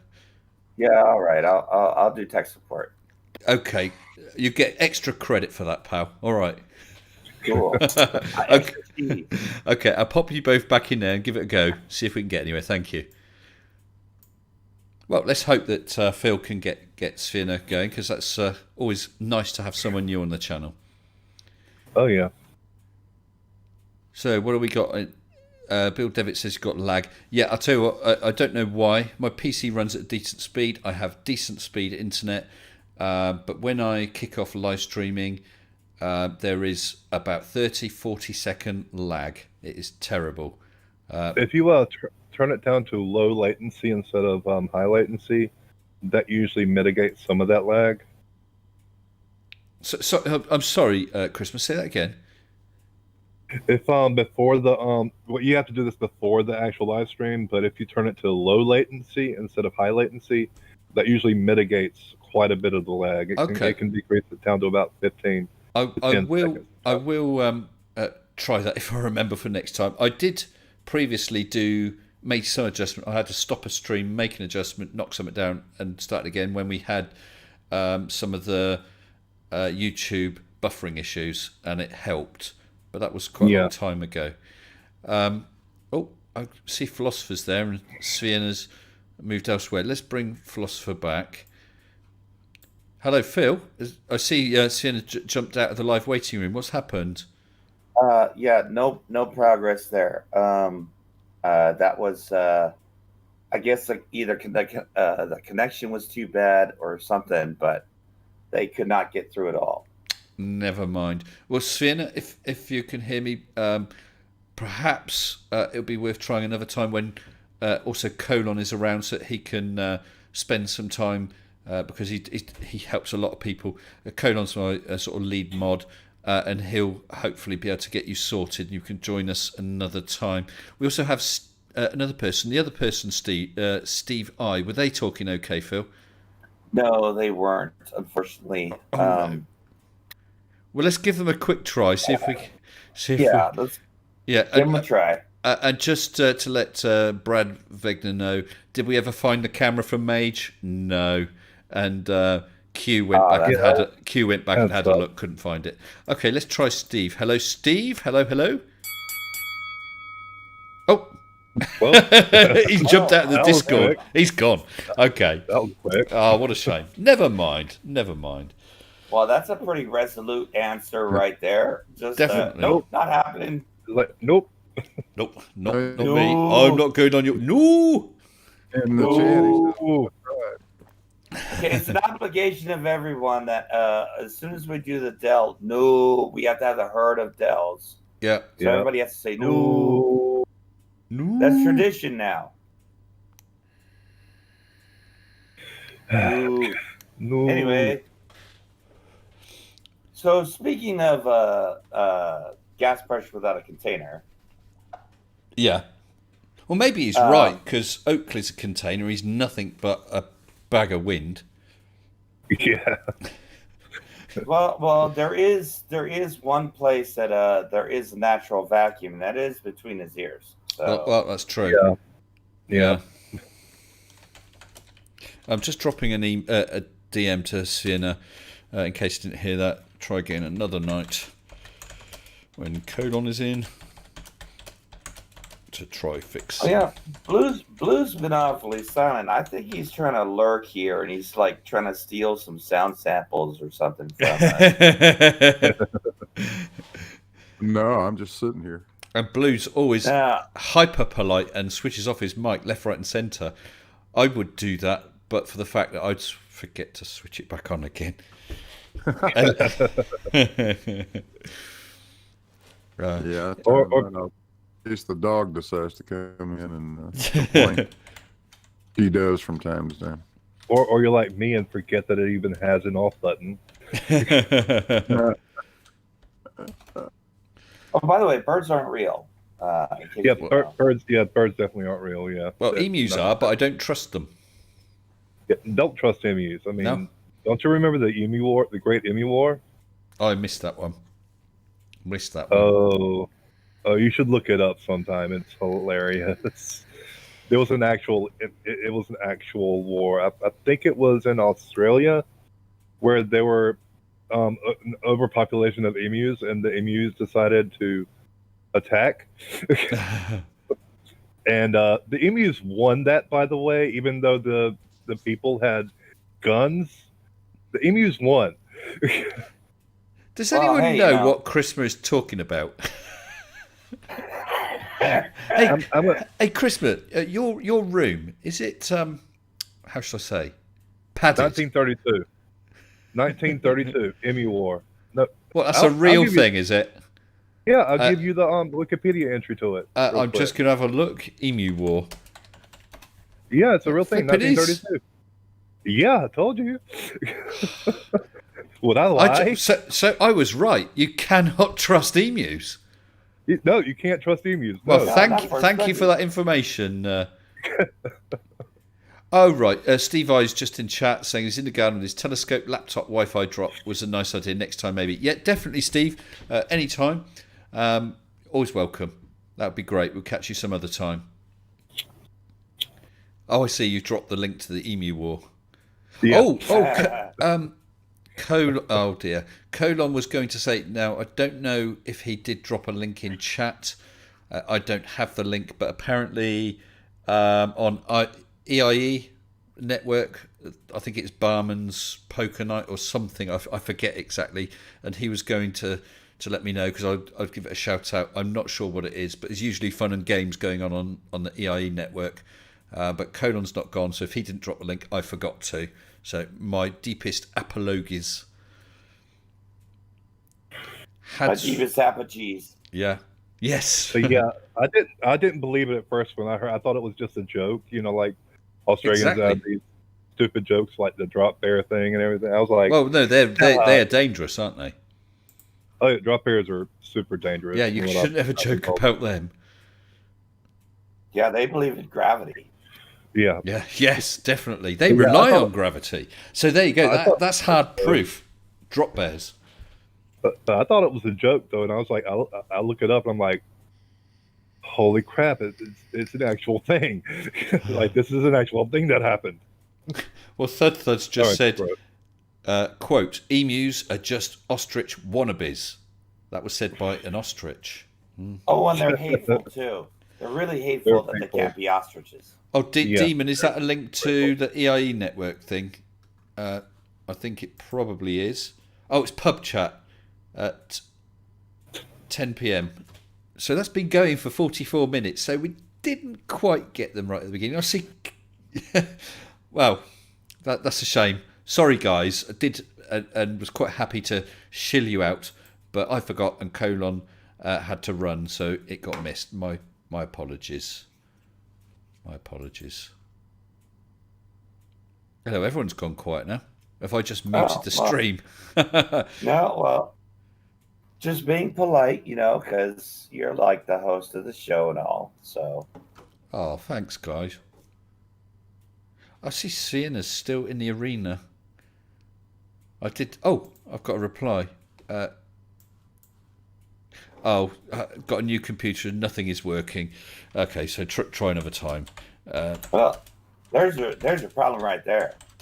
What's that? See, you Windows got a 10, new is it? computer. Yeah. Well, yeah. I keep thinking, shall I look to replace mine? I've got a full tower system, and every time I bought a computer, I never buy the very, very latest top of the range because you pay through the nose. I always go sort of one or one and a bit sort of notches down. So I've got something that's pretty pricey, but it's pretty much cutting edge, and it lasts me years. Yeah. Now, I had a look because I thought, I wonder if I could just upgrade the memory in this, and I couldn't remember what the board was or whatever. I went to and logged in on the manufacturer's website, put in my username and password, which I luckily managed to get working, and it told me the exact spec of the machine, and that I'd bought it in 2013. So it's already a 7-year-old PC.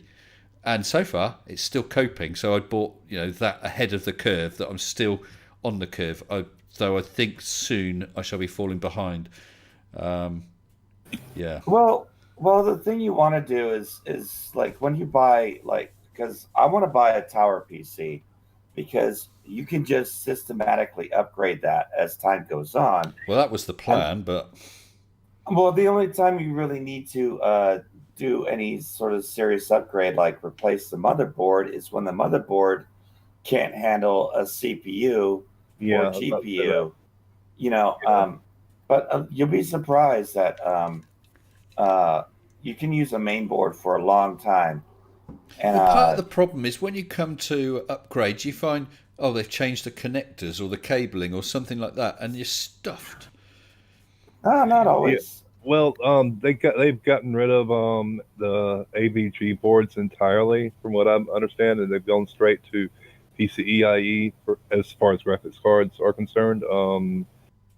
Everything else though remains pretty much the same as it did in the But they've early even 2000s. changed the sizes of motherboards over the years, and I've got to admit,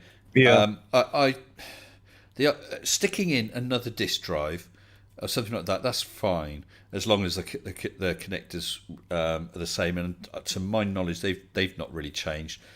But I think after 7 years, I think I'm quite willing to say, hell, I'll just buy a new PC. As far as, They're standardized though, so yeah, they're more standardized now. Yes, now do I want to muck around changing the motherboard, and all the cabling's done neatly and clipped away, and if I got this, would I find that the cabling won't reach that? And I think, to be honest, no, you won't find instances where cabling won't reach. Oftentimes you have too much cable, and that's what the issue is trying to pack it away so it stays out of trouble. Bill Devitt just said I had to replace my phone yesterday in the damn different charging connectors. Absolutely. We got USB, then we got mini USB and USB-C, and I've got cables that just won't connect to other things. And it's just a pain in the backside. Well, that's what happens when you switch to a stupid iPhone. I'm not an iPhone. I'm not an iPhone. No, iPhones are stupid. It would be nice. It would be nice if they had more of a standardized system when it comes to USB, instead of you having a different USB cable for every single thing. Yeah. So I've got 3 USB cables, one for my certain controller, and one for another controller, and one for my phone itself. So yeah. Well, my new eSync came with a very nice looking. Let me make sure I can show this on camera. Very nice looking metallicized cable. I think it has got metallic braiding all over it. It's very nice. And it's, I don't know, is that USB-C? It's tiny. It's probably micro. Oh, there you go, something else. It's just a pain. That's a pain in the backside. Because I know my Raspberry Pi uses a micro. Yeah, but it's just a pain. I can't remember. I think that might be a micro. It's certainly quite small. That's the same one my Raspberry Pi uses. Yeah. It's a very positive connector. It literally clicks in, because that's the other thing I found out with some USBs.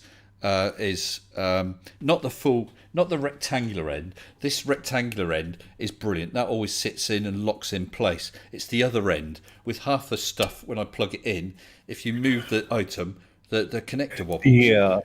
Do you know what it reminds me of? It reminds me of those TV connectors, SCART cables, thick flipping cable coming out at an angle, and no matter what you do, it would start to pull the plug out one way or another. Yeah, I hated those too. Yes. I like it whenever it clicks right into place, and then you have to exert a little bit of force in pulling it up, but not too much that it damages anything. And of course, with larger cables like printer cables, what was always nice is to have a couple of captive nuts or captive screws just to lock them in place for things that are permanently going to be. Yeah, the old serial cable, the LTTP. LTTP, yeah. I mean, it's rather silly with a lot of these cables, like the USB micro, that is pretty much Android standard. You know, it's a good connector, but it's not very durable. That's why a lot of things are trying to go more Bluetooth. That way it's all wireless, but still you need a physical thing to plug into the wall to recharge a phone. No, my phone has the problem because that's Or the the other pad. thing with the connectors. The little tab. Well, I'm sure we're not going to see it in the connector hole. You've got the little flat. Where are we? Little flat board. They're so thin and small that, and actually the USB type connectors, that it looks the same up and down. But if you put the cable in the wrong way, the board doesn't line up, and it's ended up getting pushed backwards. It no longer connects. So I'm reliant on wireless free charging, which is okay, but I cannot plug my phone in. I have to sit it on the charger. You know, I have no problem with that, but you know, the connector is just not up to the job. Well, Sorry. When you're out and about, though, you would rather have it so you can plug it into the car, though, wouldn't you? Oh, definitely. Well, not my car. I drive a 1972 Land Rover. Someone said, has it got air conditioning? I said, it hasn't even got wind-up windows. It's got slidey windows. You don't have those cigarette lighter things in there, do you? I do have a cigarette lighter, but only because I put it in when I rebuilt the vehicle. Prior to that, no, it didn't have one. This is a very basic vehicle, but that's by the by. But I was just thinking about that connector. Rather than having the little board in the middle of the hole, what would have been better is that you've got a hole and the connector sliders, if you like, are at the bottom of the hole, so that the plug. Do you see what I'm saying? The outside of the plug, which could be solid, has the metal connectors. So you're not relying on, in effect, pins going into a hole. Yeah. Because they get damaged so easily. But at least I do have the cable-free charging option, so I'm not grumbling, really. Yeah, but does it have 5G? If it does, I better get rid of it. I don't want my brain toasted. By far, my preference is dock charging, where you just have the contacts just well separated, but outside of the body, just metal contacts, and you just drop it in. Yeah. That's probably the best means, because that takes out the plug. Because once you ruin the plug, that's it. Yeah. If you break the plug in a cell phone, that's it. Well, mine is. But it's broken. If you just dock it, that's good. Mine is broken. Microraptor's just said slidey. Microraptor's just said slidey windows ? I'll try and find you a photo, then you might understand. Yeah, the sliding windows where you press up or down and it uses electricity to push the window up or down. That's no, you don't get it either. I've got to find. You have to shove the window pane down. Oh, okay. No, it doesn't go down. It slides backwards and forwards. Yeah. What? No, I get it. I get it now. Boat windows. But yeah. So for the given window size, you can only slide the glass so you get half of it. You get it half open. I'm just trying to find it. Wow, those are really old. Yeah, And They stopped doing that when I was a kid. Well, Well, no, the- they stopped doing that when I was not even born. well, it now I was feel you. it was 1972. I'm just literally scrolling through photos. 'Cause I did show it once before. I'm just trying What's amazing though is that you have a Range Rover. What year did you say that was? Range Rover. Mine was a forerunner of a Range Rover. It's a Series 3 Land Rover from Or Land Rover, sorry. 1972. And my dad, Oh, I and remember, it still runs. my course. dad had a Chevrolet. What was it? I can't remember the name of it right now. But basically, the back windows were those type of windows. The front windows were, you roll it down, physically roll it down. But the back windows actually swung out, like you said, the one that slides. Yeah. Yes, sorry, I was just trying to see if I could. I was in that awkward time. It's not picking this up. It's not seeing the window for some reason. I'm going to try. Well, something. basically, the same windows on the back of, say, an '82 Chevy Silverado truck. Silverado, that's it. That's the type he had. Right. Yeah. Yeah, those just are the type of windows I'm talking about. Those type of windows I'm talking about. It was an '89. latch and slide. Yeah, latch and slide window. Right, I think I might have got this. This was prior to me rebuilding it. Let's see if it's got it now. Oh, come on. For some reason, it's not even showing the window as an option. Ah, there we go. Firefox photo. Come on, show it. I would just like to throw in a quick suggestion.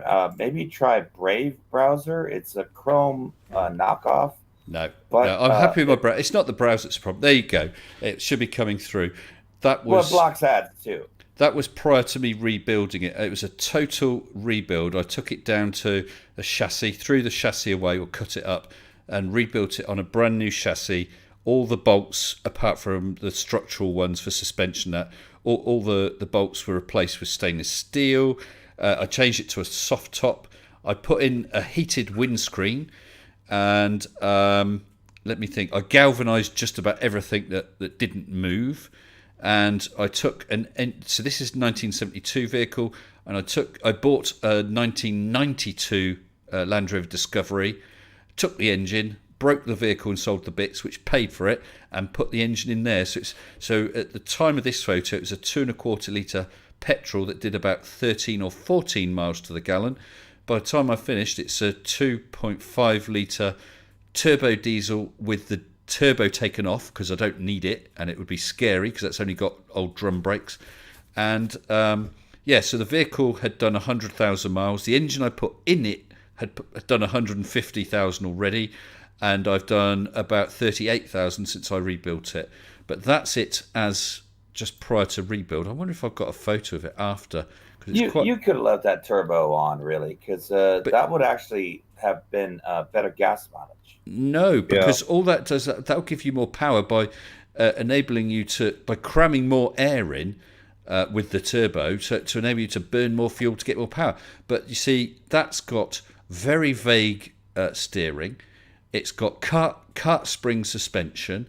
It's got single line drum brakes. So the last thing you want to do is the last thing you want to do is be hurtling along. I did actually just a test, took it up to 70 miles an hour. But I normally don't drive it over about 50. But then also most of the roads near where I live are little twisty country roads, so you don't need the speed anyway. So I forewent the extra power and instead went for more fuel efficiency. Well, I see your problem. Here. The steering's on the wrong side, man. Funny guy. Get him out of here.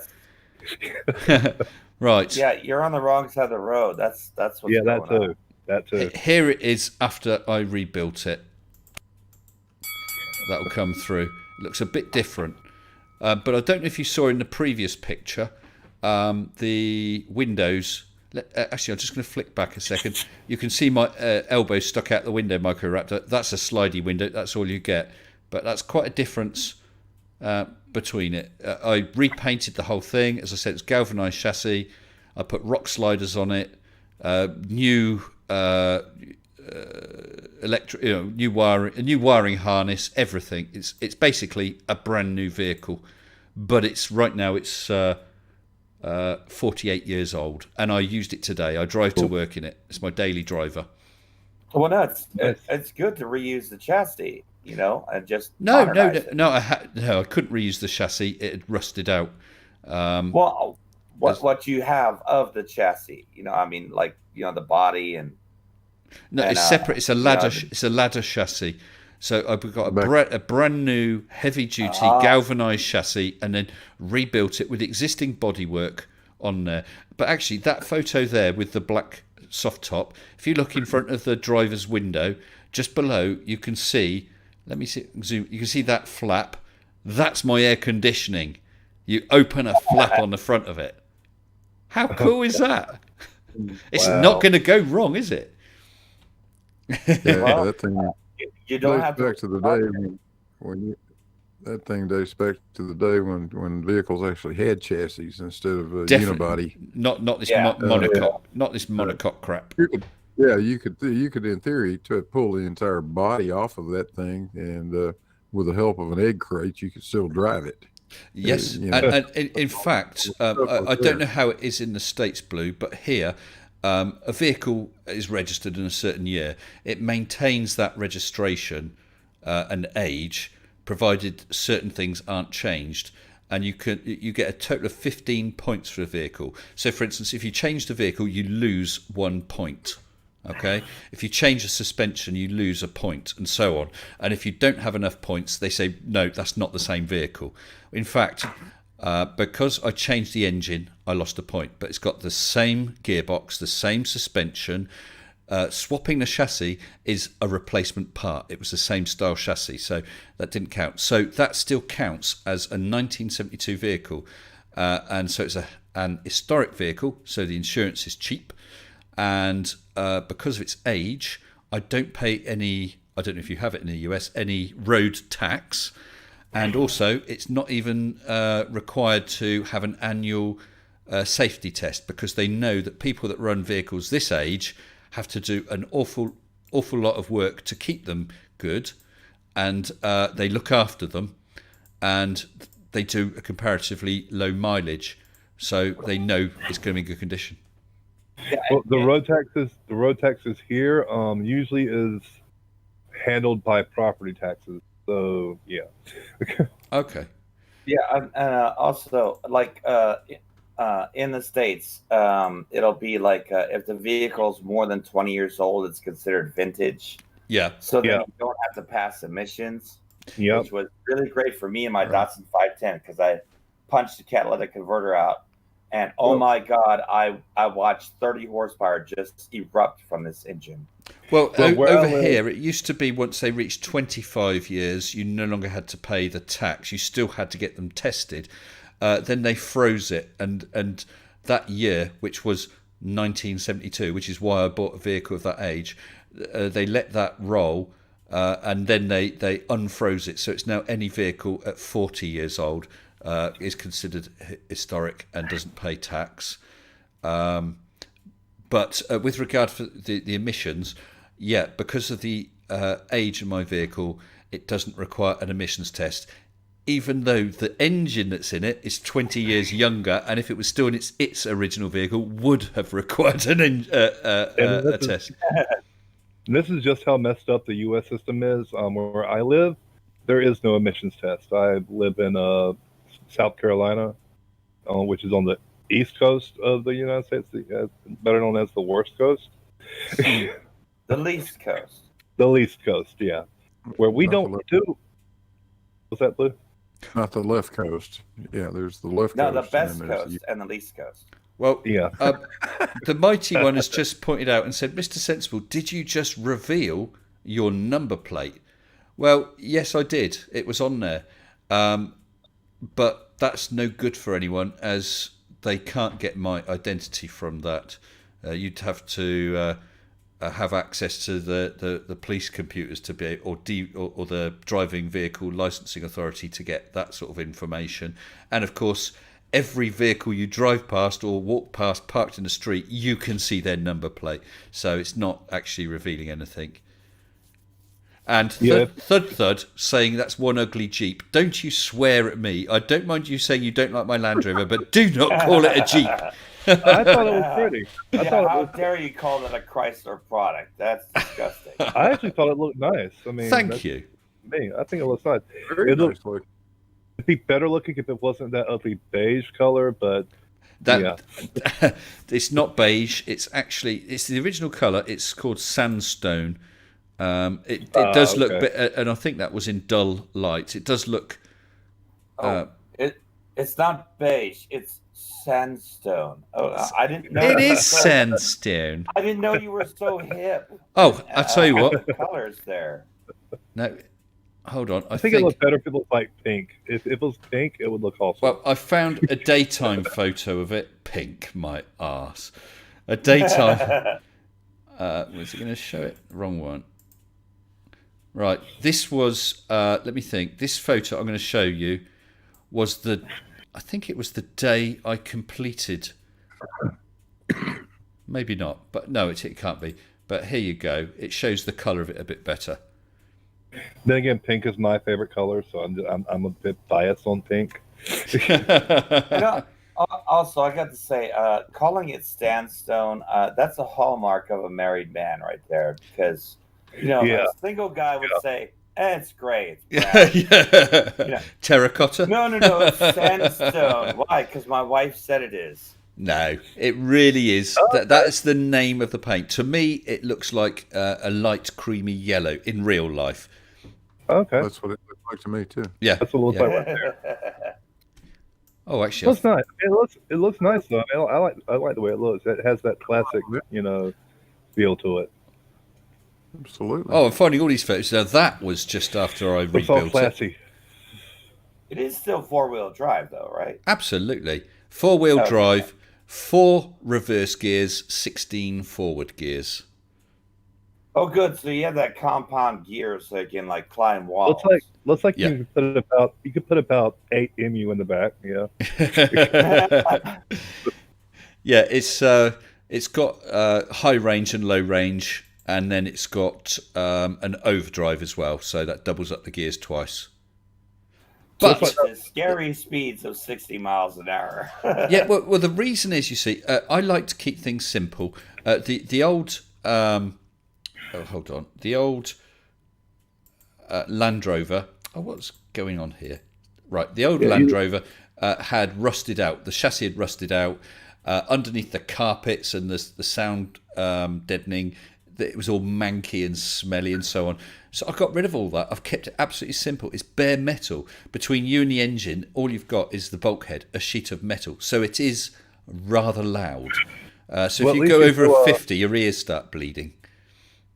Well, at least if you do get in a wreck with that thing, whatever you get in a wreck with is not surviving. But yet you will. Oh, man. A few years back, I had someone driving the back of, not that Land Rover, my previous Land Rover. He thought I was going to pull out at a junction, but I didn't, and he just ploughed in the back of me. The front of his car was caved in.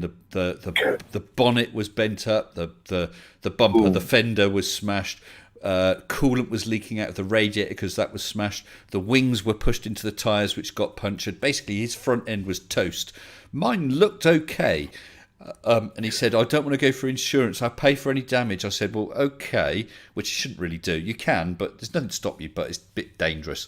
I said, as long as I get it checked at a garage. And I did. And the garage came back and their report said, paint on toe ball. That was it. So his car was absolutely smashed and I had some paint on my toe ball. There we go. Wow. Well, here, I don't know if it's the same as over there. If you hit someone in the back and the rear, you're always at fault. If someone hits you in the rear, they're always at fault. So, over here, the assumption is that they are likely to be at fault because there's always the possibility that the person in front was doing something stupid. Yes, you should leave a big enough gap, But there's a thing here. I don't know if it happens in the States called crash for cash, where people deliberately brake check so someone goes in the back of them so that they can then claim on the insurance. So if you could show that person had done that, then it would be their fault and they'd be in trouble anyway. Yeah, they do that all the time here in the U.S. And see, you live in a state where they believe in like things like law and order and justice. You know, we live in a state where it's just find whatever way around the law to take advantage of it to better yourself. Pretty much. So people I've been a victim of it myself, where someone pulled the handbrake, while I'm accelerating up the hill to make me rear end them because they made like they're going forward, and I'm on a hill with a heavy car, and like I've got full of papers and all that, and so like I'm trying to get over the hill, and then they just suddenly pull the handbrake so they don't hit the brake lights, and make me rear end them, and I just bumped them. Really, but then they immediately tried the grabbing the neck. Clutch my pearls. I'm so injured. Yes, I'm dying. That's why I'm getting out of the car and circling the car and looking for damage. That's I'm so critically injured. The cops saw right through that, thankfully, and actually nailed them really good because their brake lights didn't work.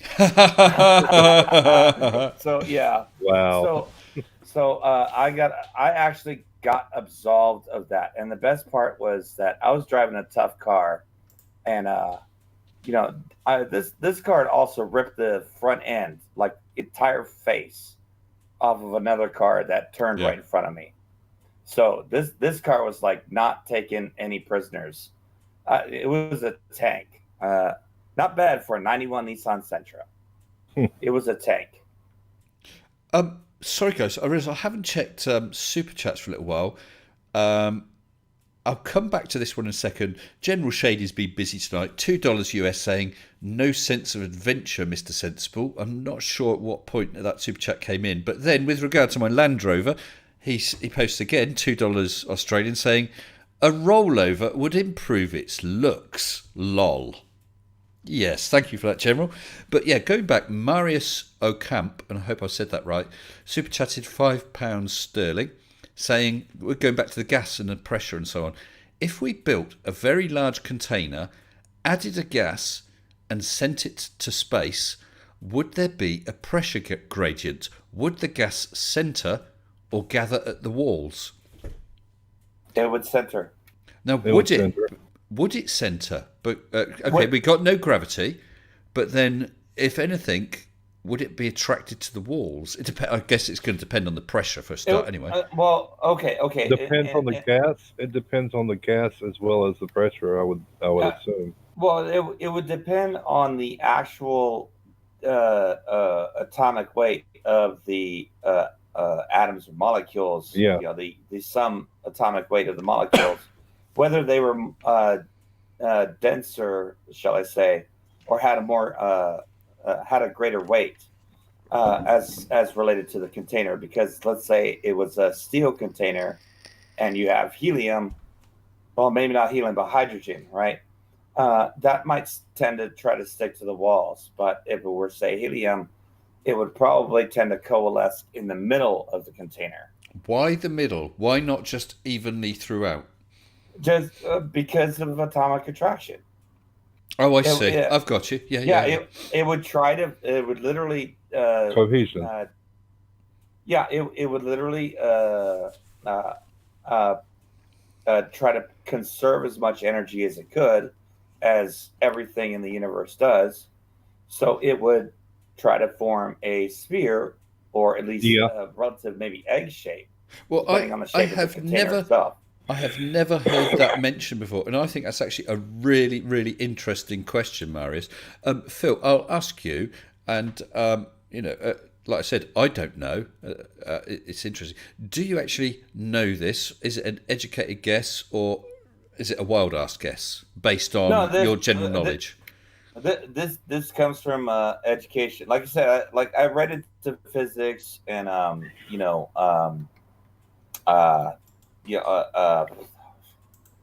okay, I feel ridiculous that it's just blanking on me now.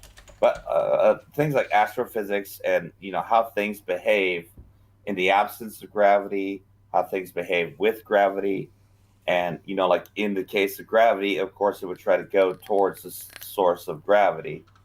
But with gravity out of the picture, it would really depend because it would be the relative density of the container itself. Would that have more gravitational pull on the gas as opposed to the gas against itself? Well, the gas doesn't actually need any gravitational pull. The gas molecules are constantly in motion. Right, but if there were no container, you just have gas in just random space, right? Just a void in space. The gas would tend to coalesce into a spherical cloud eventually. If you have enough of it to begin to form a gravitational field that's significant enough, yeah. Well, Yeah. we've got another visitor. Sorry, Oh, Blue. yeah. I was going to say we've got another visitor in the live waiting room. I'm going to bring them in. It's someone called Nomographer. I just messaged them. They've got their headphones on, mic on, sound off on the stream. So I don't know. Maybe they've got some knowledge or views about this as well. Let's bring them in. Hello, good evening to you, Nomographer. Hello there. Can you hear me? I can hear you. Getting some crackle or some sort of interference noise, but can hear you. How are you? Okay. I'm not too bad. How are you? Yeah, all okay. I don't know if you heard what we were just talking about, gas in space, either in or out of a container. Do you have any knowledge about that at all? Well, assuming that it was thermally insulated, I would think the gas would still continue to bounce around the inside of the container pretty uniformly. I don't think there's any particular reason that the gas would decide to go into the center or to the side without some other force there. See, that's my gut feel as well, but that's all it is. It's a gut feel. I wouldn't be talking about that from any knowledge. No, it absolutely would continue to move in randomly in all directions and bounce off itself and off the walls of the container. So you think And it all would it- be an even pressure throughout then, Blue? Because What it you'll would. do is get rid of that very small gradient that you Yes. would have when you're here Yeah. on the Earth. Exactly. Yeah. And it's not going to slow down unless you change the temperature of it, or you Right. It might condense. add more gas or something like that. Yeah. Right, If you but- change the, and of course you change the energy Well, levels if- of it, and they slow down at that point. But Well, Blue. See, like if we increase the scale of this and say like a Dyson sphere, Haha. right? Like a Dyson sphere, where would the gas tend to go? Would it tend to just bounce around, or would it tend to go towards the heavier mass?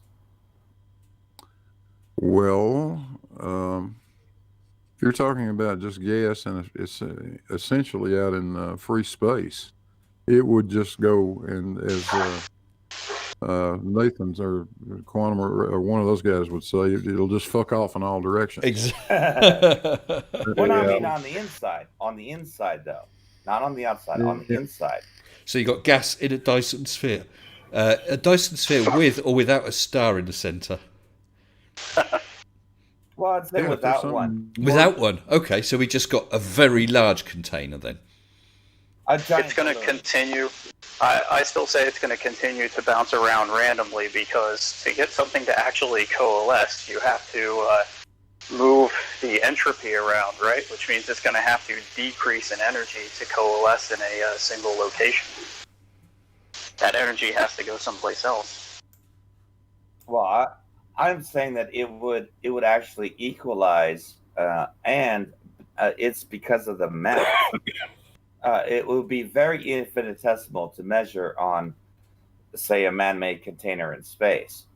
But like I said, with the example of a Dyson sphere, I think you would see that the gas, a gas, assuming no centralized sun or anything like that. Yeah.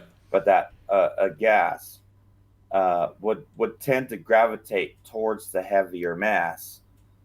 Well, Tanner has just said inside chat, if it's away from anything, solar winds, light and everything, eventually it will reach heat death.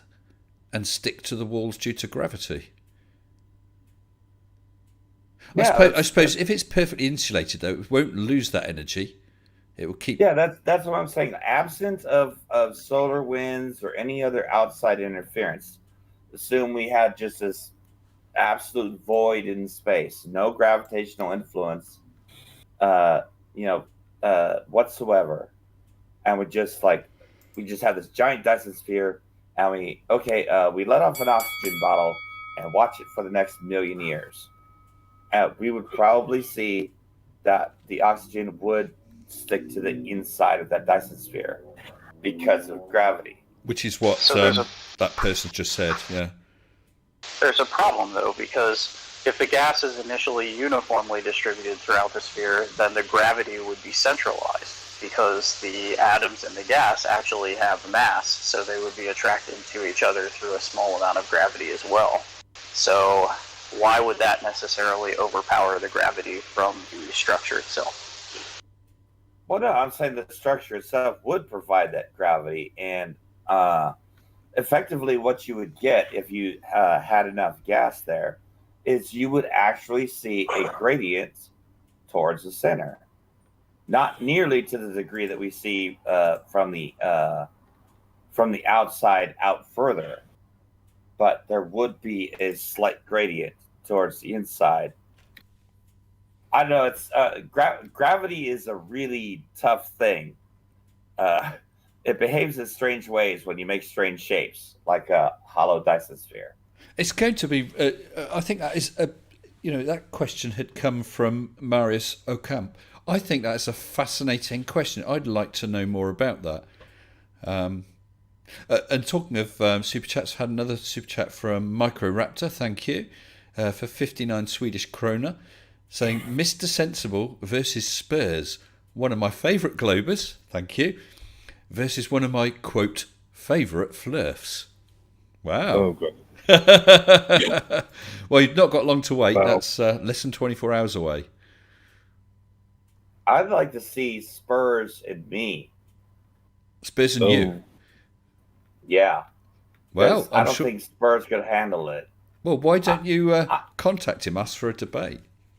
I don't have a means to contact him. Hey, you know what? Discord. You could say you could. Well, yeah, I could do that. I don't think you'd take me out.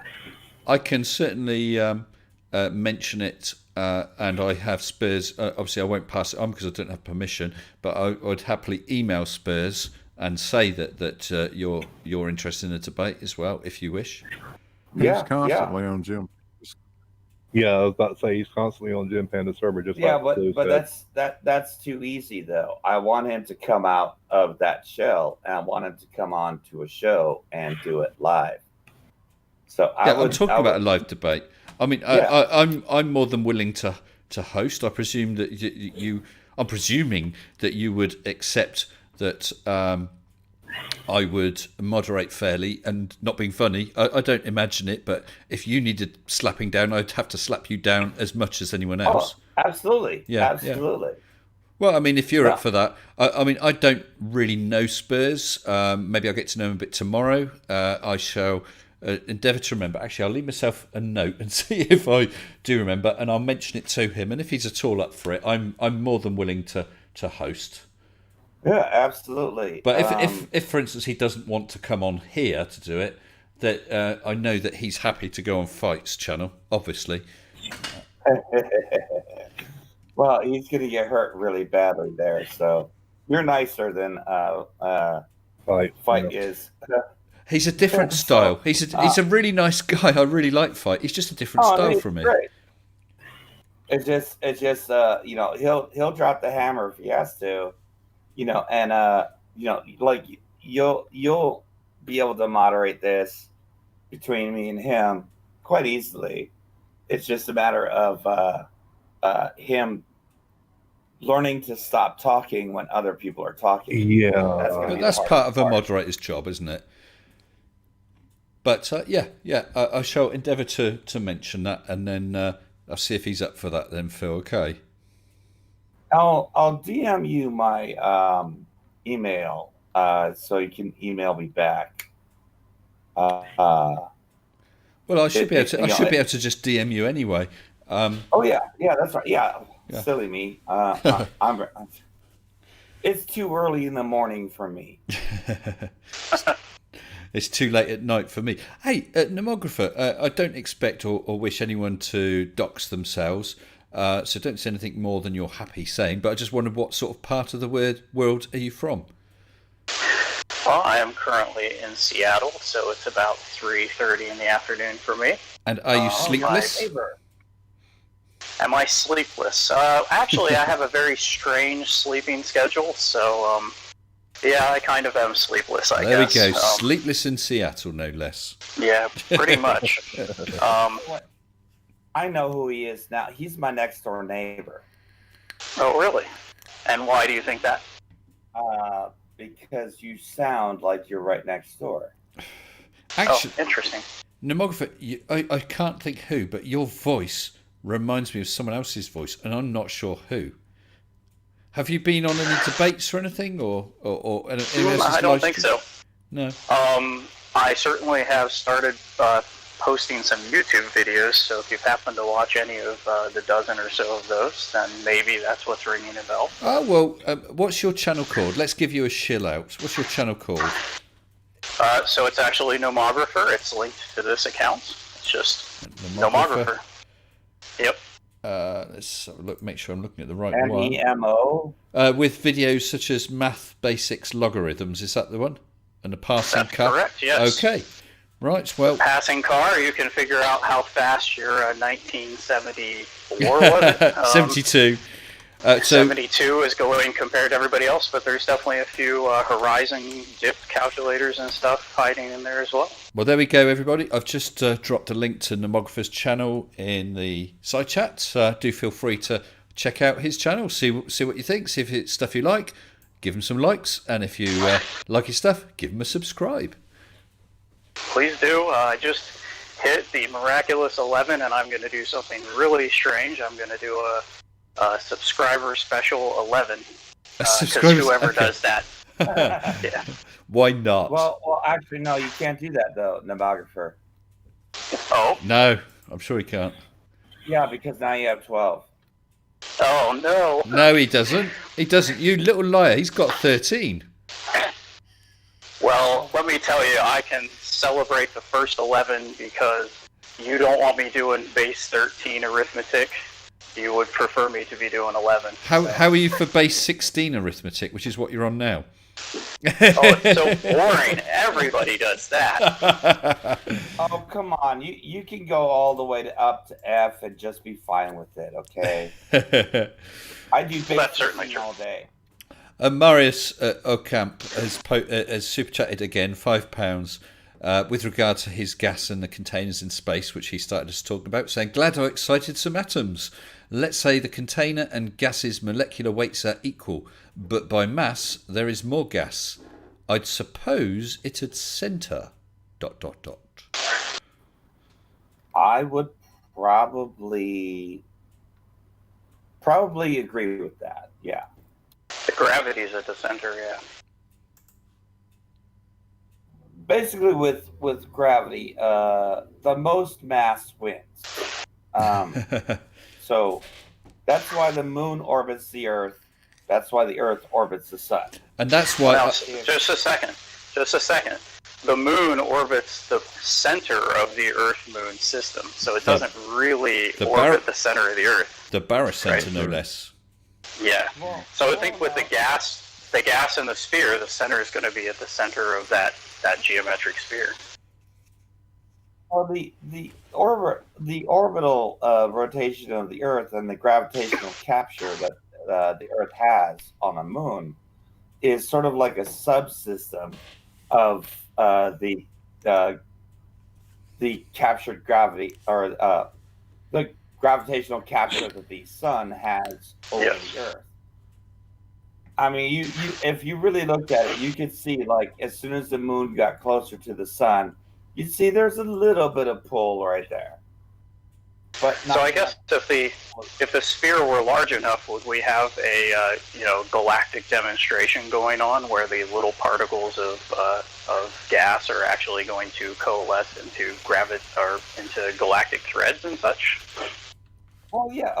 All we have to do, according to the flat earthers, all we have to do is build a scale model of the universe, of the entire universe, and then we can prove that the Earth is round by making a scale model of the Earth round in the universe, and therefore proving it after we built a scale model on top of the Earth. Well, we're already in that simulation, aren't we? Well, they don't know that. I was about to say you could make a simulation of that using a VR, but That would be CGI. Unbelievably huge. The files would be unbelievably huge in that instance because. So let me ask another question about the sphere with atmosphere in it. If I were to take a cup and put it inside of that, would that be an open container? Well, of course Good it would be, question. because it's a cup. But I don't think it's an open container because the atmosphere obviously isn't just going away like Nathan wants it to. It's inside of a closed container, so why is it not a closed container? Wait, are you talking about putting the whole Earth in that cup? No, I'm talking about putting the cup inside of this hypothetical sphere with atmosphere that we were creating. So I'm asking what the definition of an open container actually is when you put it inside of a closed container. Oh, well, then that will be a transcendent antecedent variable of the distribution of stars. And your religious fundamentalism must come in there somewhere. You know, the fact that we are losing atmosphere kind of disproves the flat Earth altogether as well. Yes. Just the fact that we're losing atmosphere, because if we were in an enclosed system, we would not lose atmosphere, and entropy wouldn't happen. Yeah, but we which only would know be a that we're violation. losing. Which would actually be, if this was an enclosed system, we would actually be in violation of the second law of thermodynamics. I know they love to bring that up, saying that that's the what they system think. is a violation. Entropy would happen anyway, but you would not eventually you would not see the pressure gradient that we see eventually. Yeah. It all has to become uniform pressure. That's what entropy would do. Oh yeah. You're right. But also, they don't fully understand the second law of thermodynamics at all. No, they don't. They can't count that high. No, yeah, that's three more than they can count. So they don't realize that you can actually contain a gas with energy, and you don't need a physical barrier. Yeah. That is knowledge that comes from the 1480s, and so where they like to live. They want to live in like medieval times. In the Bronze Age. And we live in an open system, but the universe itself is a closed system. But our solar system itself is an open system. So we actually have it. Yeah. Well, no, truth be told, Earth is a closed system. It's not a sealed system. It's a closed system. We consider it to be closed simply because the amount of material being exchanged with thing outside the Earth is so damn small compared to the Earth that you may as well just call it a closed system. But in fact, technically, it isn't closed because we're receiving energy from the sun. Right. Well, we can get even a closed system can exchange energy. Yeah, you can have. What it can't do is what it cannot do is exchange matter with its surroundings. But the amount of matter that's exchanged is just so tiny, nobody pays any attention to it. Yeah. Yeah, I mean, we can get energy from the sun, and that shows that the system is not fully sealed. If it was a sealed system, then we wouldn't get any energy from the sun whatsoever. And we have gravity, which is interchanged between the planets, between the sun. Every single celestial body, I'm using that term very ironically here, Well, localized They just- celestial bodies, yeah. Localized That's- celestial bodies all exchange different gravity in different ways. Well, Nails 77's just said it's a closed system, but not an isolated system. I mean, even Yeah. Right. even if our sun just died, we would still, on the odd occasion, receive energy from interstellar sort of comets and Yeah. things like that. So, I mean, we could never be 100% isolated. Yeah, Well, that's to be- that. Oh, sorry. to Go be- ahead, Blue. Yeah, to be absolutely technically correct about it, it is not closed. We can't exchange matter with the outside. Yeah. So it, Co- by that definition, you cannot say it's a closed system. Nothing is, I guess. Except for the universe itself. The whole entirety of the universe is a closed system. But again, the amount of matter Maybe. that is Yeah. exchanged is so tiny, so small, it doesn't make any difference. So we just consider it as if it were a closed, Yeah. a truly closed system. It's that Yeah. simple. It's Yeah. just like seismographers when they're only measure, or not seismographers. Seismographs? No, cartography. Stellar photography. No. Emus? Sextants? Yeah. Emus. Yes. When emus attack. No, land surveyors, right? That's right. They're only like doing land surveying for maybe half a mile or so, and such. They don't need to really take in the curvature of the Earth because in half a mile there's not really much to consider. But if you're sitting there trying to navigate across the globe, you kind of do need to take that into account.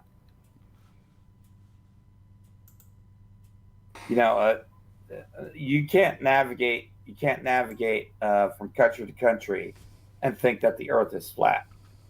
It just doesn't Yeah. happen. It's like a lot of the flat earthers will say, "Oh, we got flat Earth pilots." No, you don't. No, there are no flat Earth pilots. Period. I will kill that myth right now, because the first thing you need to know before they let you fly in an aircraft by yourself is you need to know how to navigate. And if you think the Earth is flat, you're not getting in that plane. Well, it's not even a topic that ever comes up when you're learning how to fly. Yeah.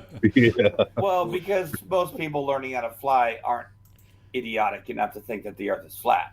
Well, it Well, must be. It and must there's be. sim- And there's simply absolutely no reason to need to take any of that into account when you Well- consider the fact that people learn to fly in things like Cessna 172s or Cessna 150s or little Piper airplanes and stuff. Surely for pilots, it's exactly the same as rail car, train drivers.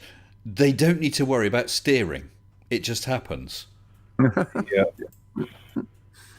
You navigate in an airplane by plotting waypoints and flying from one point to the next point. Yeah, well- You're literally flying over a course on the ground. And That's what and when you lay your course, that's generally set on a great circle. It's generally not. It's generally set between nav aids. Yeah. Typically, you're flying from one VOR to the next VOR and so forth and so on. Well, I mean, long Although you- distances. Although you can go GPS, you got ways of doing direct flights nowadays with GPS systems, but those do take into account the curvature of the Earth. Now, on a 400 or 500 mile or even 1,000-mile trip, it makes almost no damn difference. Oh yeah. Like if you fly cities, like if I was flying from Seattle to Portland, I don't need to account for the curvature of the Earth so much. But I'm flying from But if you're going Seattle to Sydney, I might need to consider something. yeah, I would hope you would. Yeah, Yeah. You probably want to because you're going to miss Australia if you don't. Yeah. Hey, why are we over the Antarctic? Oh crap! The engine just ran out. Oh, we just ran out of fuel. Oh, that's right. We shouldn't have gone here. Yeah, it's not even a matter of finding Sydney. You won't even find the damn continent. Yeah. That's why I say we just get the flat earthers, we give them a plane and say, Go for it. okay, fly by sextant and go ahead. Oh, did Yeah. you see that And- news story about flat earthers who tried to? I think they got themselves a boat and they started going across the Mediterranean to find the edge of the Earth, and they had to be rescued. What? They had to be What? rescued. Yes, it's true. That is absolutely crazy. So, I mean, I go 60 miles east of here to get to the mountains to go hiking, and I can tell you that the sun comes up 1 minute earlier, or 3 or 4 minutes earlier, depending on where I go, and that's because the thing's not flat. And it's sort of sad to me to see that like navies and stuff are not doing celestial navigation anymore, because they have GPS and they have radar, and no one needs to know where the stars are. Well, And that's on Apollo fine. 13, we had people with sextants, and Lovell knew how to navigate by the stars because they needed a backup plan. That's fine And until now there's an people don't know how to electromagnetic. do it. That's fine until there's an electromagnetic pulse, and the radar and all the fancy GPS systems don't work, or your enemy knocks out your satellites. Exactly. Or the signal dissipates because of a cloud. I assume we're still teaching people how to do that. I haven't done any flight instruction in 15 years, but really were in the early 2000s anyway. It was considered mandatory that you actually know how to look out the damn window and figure out where you are. That's always handy. Yeah, I think the U.S. Navy stopped training on that, is what I heard. They may have. I don't know. Well, That shouldn't become a lost art, that's for sure.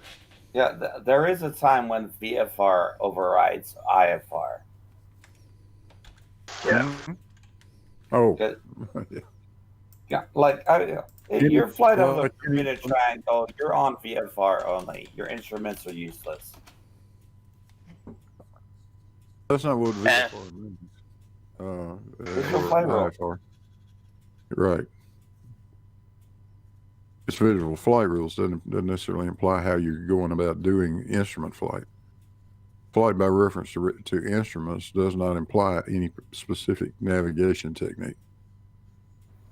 Except the not bothering to look out the windows because there's nothing to see.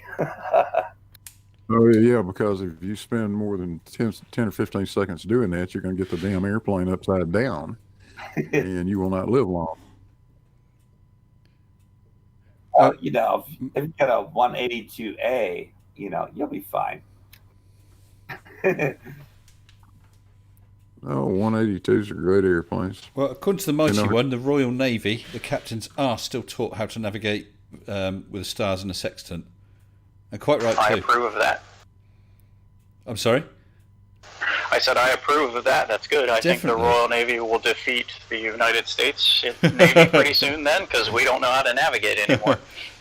But it's like I read recently in a newspaper, they keep changing the driving test over the years, and they've brought in things like following a sat-nav and so on. I suppose that's not a bad skill to learn, but they're now talking about taking away things like how to park, because some cars are coming with auto parking systems and so on. I think that's nuts. Fine, rely on those, use them all you want, but you've got to know how to do it yourself as well. I think if anyone's going to learn how to drive, you need to learn how to drive on a stick shift, Yep. without sat nav, without any driver aids. You need to be able to navigate that car yourself and be able to change your tire. If you can't do that, you probably shouldn't be driving.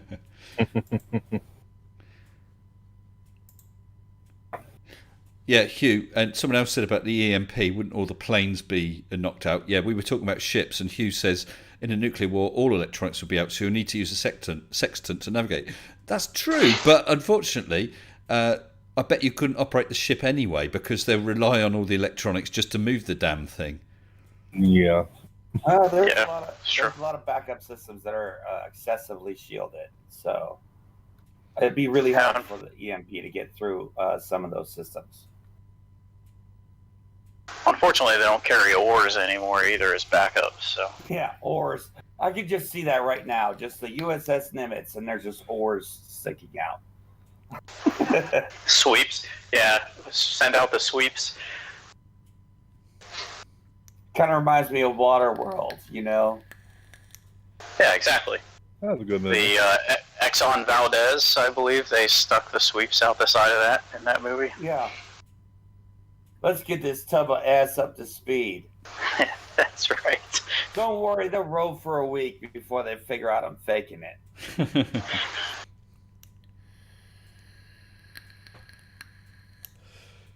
So yeah. Yeah. Well, By the way, yeah. the Earth isn't flat and birds are fake. They use Wi-Fi. Why fly? Why fly? To get to the next telephone pole, that's why. But Well, don't yeah, that's trust how birds emus. I'd never trust an emu.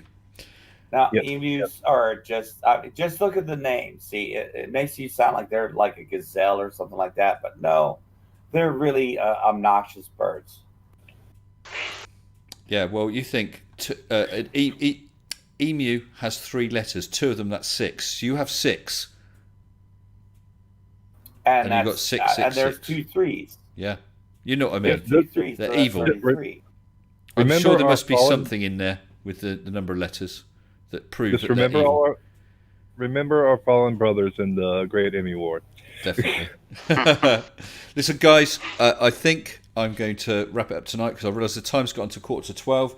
I haven't got a stupid early start, but it's early enough that I'm only going to get about 6 hours sleep. So I better call it a night. I'm going to say thank you, everyone who's joined me in the chat, the super chats, members who have been in here, my patrons, and of course my guest tonight, Blue Marble Science Chrisma Nomographer, who we have shielded out. And let's have a quick look. Nomographer is now on 20 subscribers. So there you go. Woohoo! Woohoo! Thank you. You're very welcome, and thank you for joining us. And Philosopher of Nonsense, of course. So, guys, Oh, thank you. I appreciate it. I really do. It's been great fun as usual. So I'm going to say good night, everyone. If you want to give a quick shout. Good night. Well, there's one of you anyway. Everybody. Don't Put forget. on your mask, people. Put on a mask. Wear a mask, please. Good call. Good call. And tomorrow, I hope to see everyone at Fight the Flat Earth's channel, where I'm debating Spurs Chemo. I always want to say his name differently. Spurs Chemo, isn't it? That's what it is. And the topic is gas pressure, which we've covered to a certain extent tonight. So that's quite interesting. Thanks for the dry run, guys. All right. I look forward to seeing you all. Other than that, I don't know what I've got coming up. I'm all a kerfuffle. We'll have to wait and see. But I'll keep you updated with Mage, which may actually happen in as little as 1 week ago, 1 week's time, with the video followed as soon after that as I can. Looking forward to that. So Oh, you might have a debate with me and Chemo later on. We'll see. we could do, and I'll happily host that. And I have got it written on here, Phil. I will endeavour to remember. But if I forget, then drop me a DM, because as I said, I do have Spurs' email address, so I could contact him via that and see if we can arrange something. Okay. Sure. Okay. Cool. Thank you very much, guys. Everybody, please take care. Look forward to seeing you all again next time, tomorrow night. Until then, stay sensible. With massive thanks and appreciation to all my patrons, including new patrons Sharpworks, ex-Penguin95, Stephen York, Ewe Closer, Wee Scott's Dog, Marconius, Jason Utting, Kevin Seidel and Doc Brew, and my latest patron, Marius. Thank you all so very much.